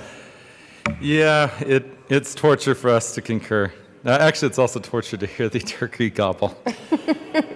But the federal government is in the process of changing the case mix classification system for skilled nursing facilities, but has not yet set a concrete date for implementation. So the department has requested just a little bit of flexibility here. So that's what the amendment in the Senate did. Wanted to come up with something clever to say about nursing facilities. But hopefully everyone avoids a nursing facility. But for those people who are going to live for a very long period of time, this will help bring a few more nursing facilities online. Okay. Any further discussion on the motion to concur with Senate amendments? Seeing none. The question before us is to concur with Senate amendments to House Bill 1227. Mr. Gregorio, please open the machine and members please proceed to vote. Representative Burnett, how do you vote? Yes. Representative Burnett votes yes. Representative Van Winkle, how do you vote? No. Representative Van Winkle votes no. Representative Sandridge, how do you vote? No. Representative Sandridge votes no. Representative Exum, how do you vote? Yes. Representative Exum votes yes. Representative McLaughlin, how do you vote? Yes. Representative McLaughlin votes yes. Representative Judah, how do you vote? Yes. Representative Judah votes yes. Representative Lynch, Mr. Minority Leader, Representative Mollica. Please close the machine. With 41 aye votes, 21 no votes, and 3 excused, House Bill 1227, the motion to concur with Senate amendments to House Bill 1227 is adopted. Madam Majority Leader. Thank you, Mr. Speaker. I move for the repassage of House Bill 1227 as amended. The motion before us is the repassage of House Bill 1227 as amended. Seeing no further discussion, Mr. Gregorio, please open the machine and members please proceed to vote. Representative Burnett, how do you vote? Yes. Representative Burnett votes yes. Representative Van Winkle, how do you vote? No. Representative Van Winkle votes no. Representative Sandridge, how do you vote? No. Representative Sandridge votes no. Representative Exum, how do you vote? Yes. Representative Exum votes yes. Representative McLaughlin, how do you vote? Yes. Representative McLaughlin votes yes. Representative Judah, how do you vote? Yes. Representative Judah votes yes. Representative Harrod and Kipp. Please close the machine. With 40 aye votes, 22 no votes, and 3 excused, House Bill 1227 is repassed as amended. Co-sponsors.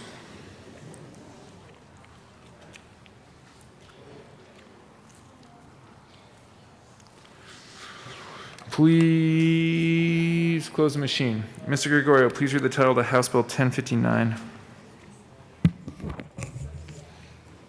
House Bill 1059 by Representatives Geithner and Bradfield, also Senator Lundin, concerning protections for students who participate in online instruction.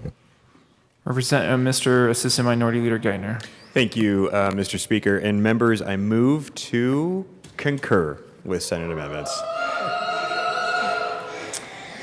Mr. Assistant Minority Leader. Thank you, Mr. Speaker. Members, this is a technical change. There was some a necessary amendment that was needed to clean up some of the section of statute that is referenced in the bill. Worked with Senator Lundin to make sure that the amendment did what the stakeholders were hoping to do, and it's a necessary amendment. So I do encourage a yes vote. Is there any further discussion? Seeing none, the motion before us is to concur with Senate amendments to House Bill 1059. Mr. Gregorio, please open the machine. And members, please proceed to vote. Representative Burnett, how do you vote? Yes. Representative Burnett votes yes. Representative Van Winkle, how do you vote? Yes. Representative Van Winkle votes yes. Representative Sandridge, how do you vote? Yes. Representative Sandridge votes yes. Representative Exum, how do you vote? Yes. Representative Exum votes yes. Representative McLaughlin, how do you vote? Yes. Representative McLaughlin votes yes. Representative Judah, how do you vote? Yes. Representative Judah votes yes. Please close the machine. You can always co-sponsor. With 61 aye votes, 1 no vote, and 3 excused, the motion to concur with Senate Amendments 1059 is adopted. Majority Leader Eskar.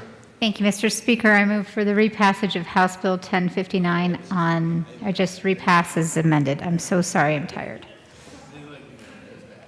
Want me to redo it? No, it's fine. I think I got it.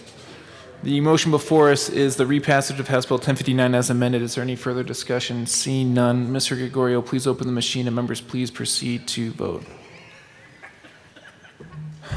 Representative Burnett, how do you vote? Yes. Representative Burnett votes yes. Representative Van Winkle, how do you vote? Yes. Representative Van Winkle votes yes. Representative Sandridge, how do you vote? Yes. Representative Sandridge votes yes. Representative Exum, how do you vote? Yes. Representative Exum votes yes. Representative McLaughlin, how do you vote?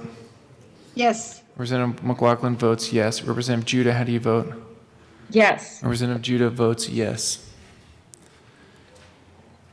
Gotcha. Please close the machine.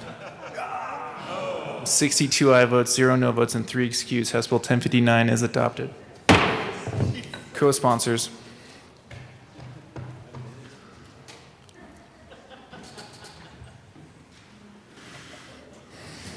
Please close the machine. Mr. Gregorio, please read the title of the House Bill 1133.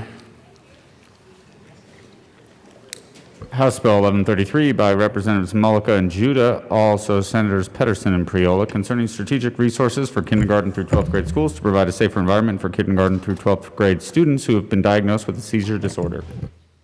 Representative Mullica. Thank you, Mr. Speaker. I move that the House concur with the Senate amendments. Please explain, Representative Mullica. Mr. Speaker, they only changed 2 words over there to make sure that we were giving charter schools the opportunity to have their own medical plans in place to administer medications. And so I think it's a good amendment. Is there any further discussion?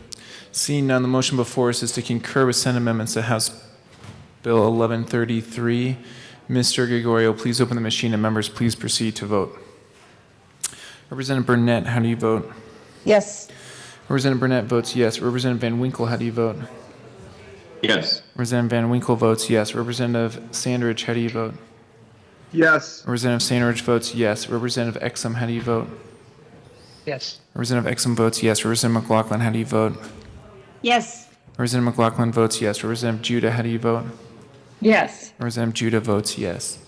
Please close the machine. With 62 aye votes, 0 no votes, and 3 excused, the motion to concur with Senate amendments to House Bill 1133 is adopted. Majority Leader Eskar. Thank you, Mr. Speaker. I move for the repassage of House Bill 1133 as amended. The motion before us is the repassage of House Bill 1133 as amended. Seeing no further discussion, Mr. Gregorio, please open the machine, and members, please proceed to vote. Representative Burnett, how do you vote? Yes. Representative Burnett votes yes. Representative Van Winkle, how do you vote?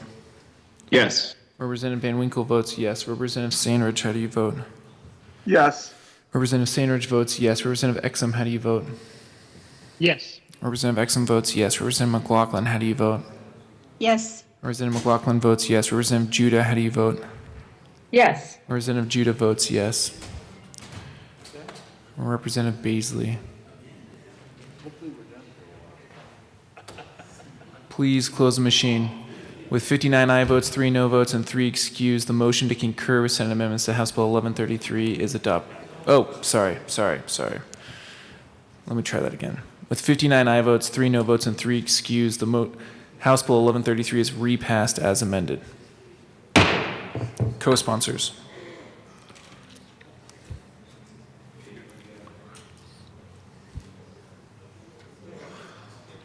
Please close the machine.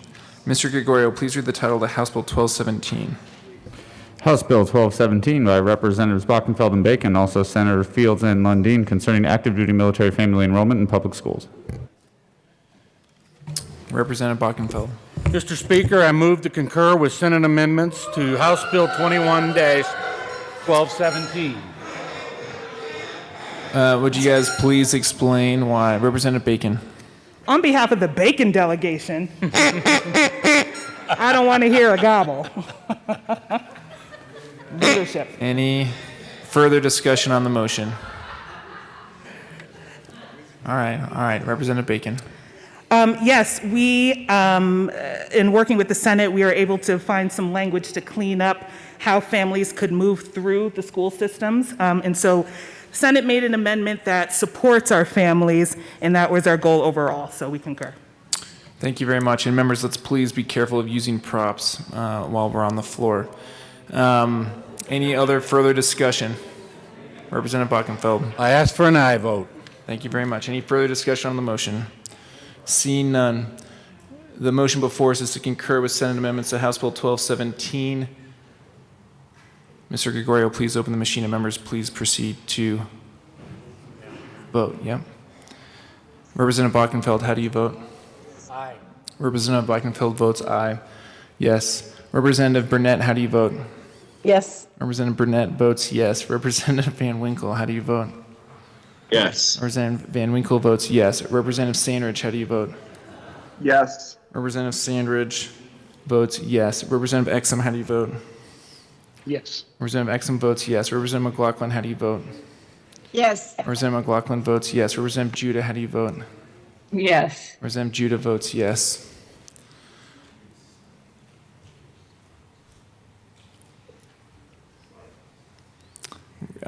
It's okay with the machine closed. Oh, there we go. Representative Judah votes yes, no problem. Please close the machine. With 62 aye votes, 0 no votes, and 3 excused, the motion to concur with Senate amendments to House Bill 1217 is adopted. Majority Leader Eskar. Thank you, Mr. Speaker. I move for the repassage of House Bill 1217 as amended. The question before us is the repassage of House Bill 1217 as amended. Representative Bakken. Aye. Seeing no further discussion, Mr. Gregorio, please open the machine, and members, please proceed to vote. Representative Bockenfeld, how do you vote? Representative Bockenfeld votes aye, or yes. Representative Burnett, how do you vote? Yes. Representative Burnett votes yes. Representative Van Winkle, how do you vote? Yes. Representative Van Winkle votes yes. Representative Sandridge, how do you vote? Yes. Representative Sandridge votes yes. Representative Exum, how do you vote? Yes. Representative Exum votes yes. Representative McLaughlin, how do you vote? Yes. Representative McLaughlin votes yes. Representative Judah, how do you vote? Yes. Representative Judah votes yes. Oh. Please close the machine. With 62 aye votes, 0 no votes, and 3 excused, House Bill 1217 is repassed as amended. Co-sponsors.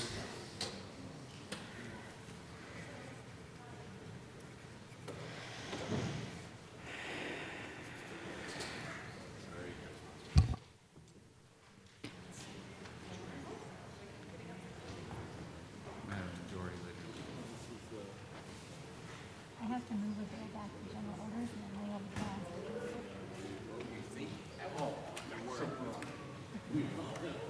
the Please close the machine.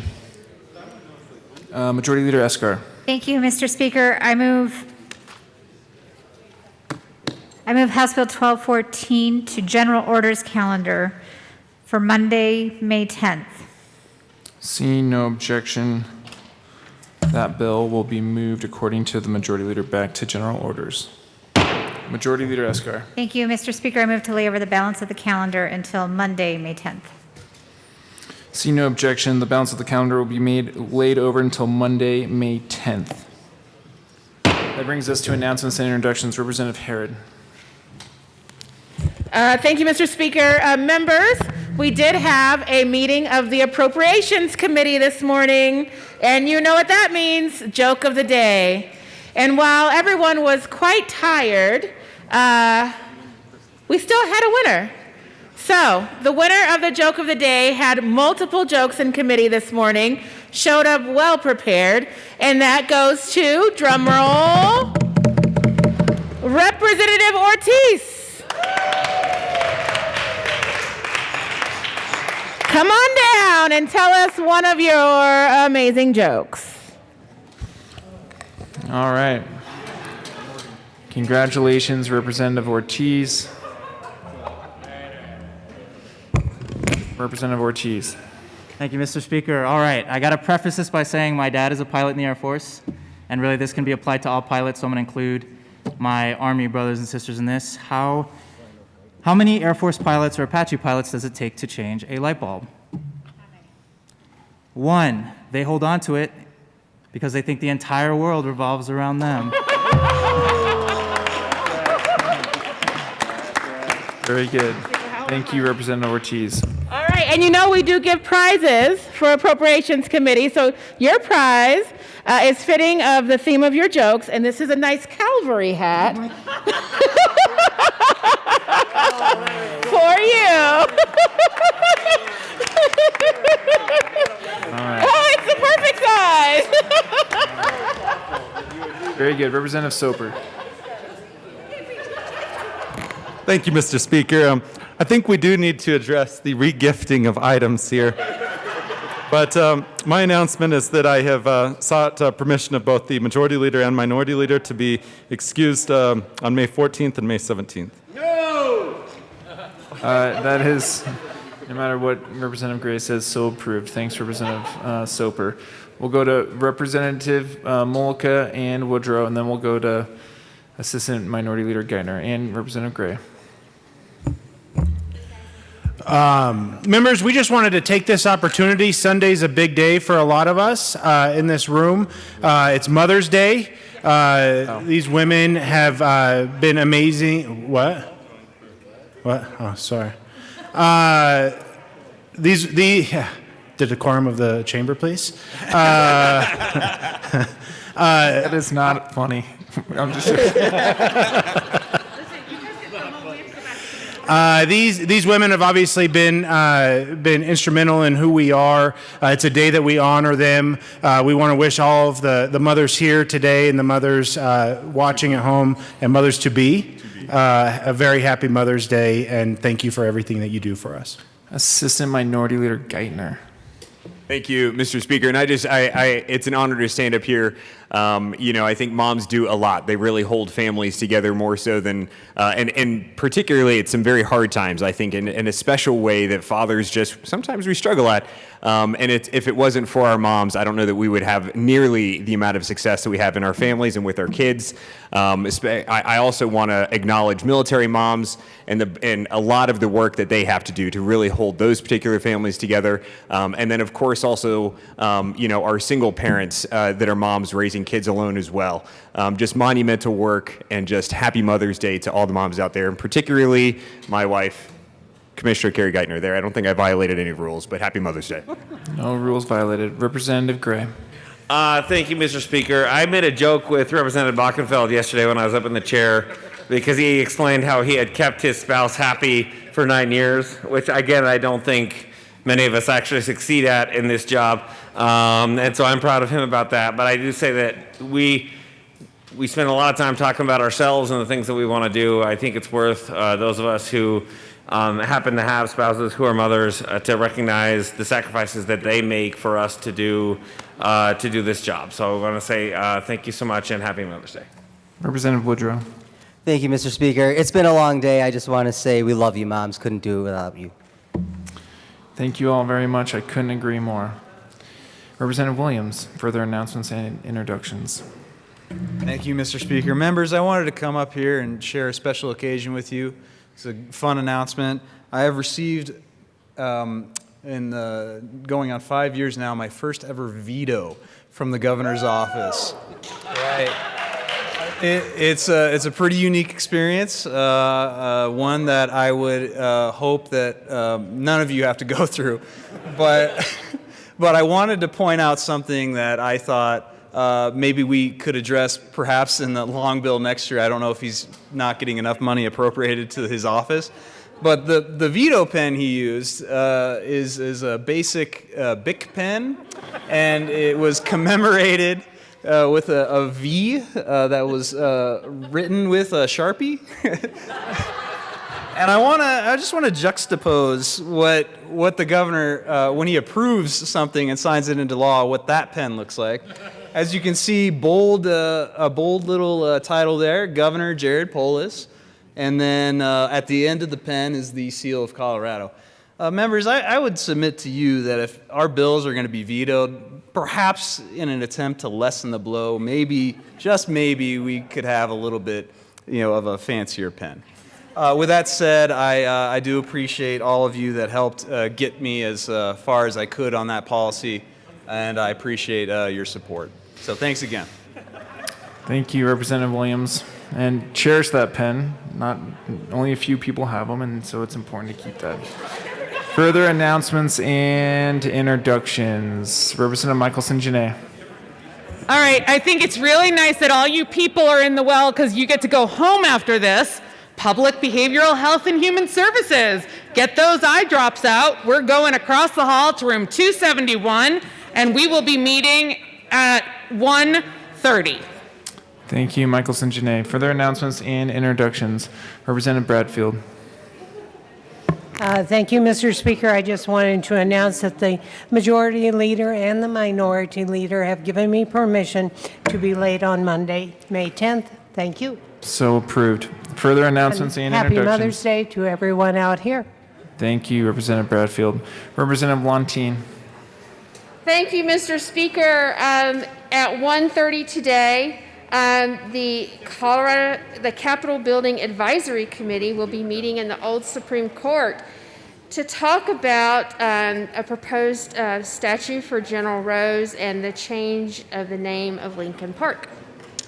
If you want to join us, we'll start in a few minutes. Thank you, Representative Lontine. Representative Bockenfeld.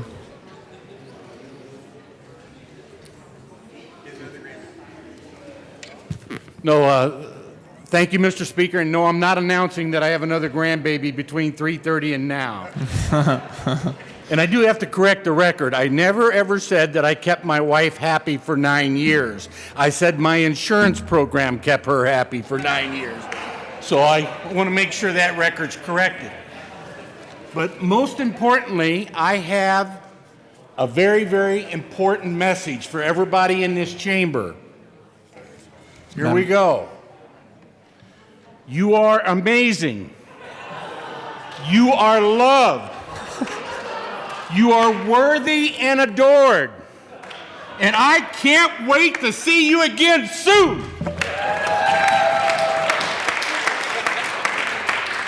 That was the most unexpected announcement. Thank you, Representative Bockenfeld. Representative Luck. Thank you, Mr. Speaker. That was my line. Well, thank you all. Assistant Majority Leader Gonzalez Gutierrez. Thank you, Mr. Speaker. Members, I want to give a special shout out to all of you legislator moms, especially those of us with young children. All of the diapers we missed changing, all of the missed bedtimes, and the missed dinners, the missed soccer games or practices. I just want to give a special shout out to all of you. Hear, hear. Any other announcements or introductions? Oh, Representative Van Winkle, and then Representative McLaughlin. Sorry. Everybody, please pay attention to the board. Representative Van Winkle. Oh, thank you, Mr. Speaker. I just want to give a shout out to our nonpartisan staff that keeps us going on difficult weeks like this. They had very short sleep, not once, but twice or 3 times this week. They're there hours after we leave and hours before we get there, and very much appreciate Robin, his entire team, the State Patrol, and our sergeants.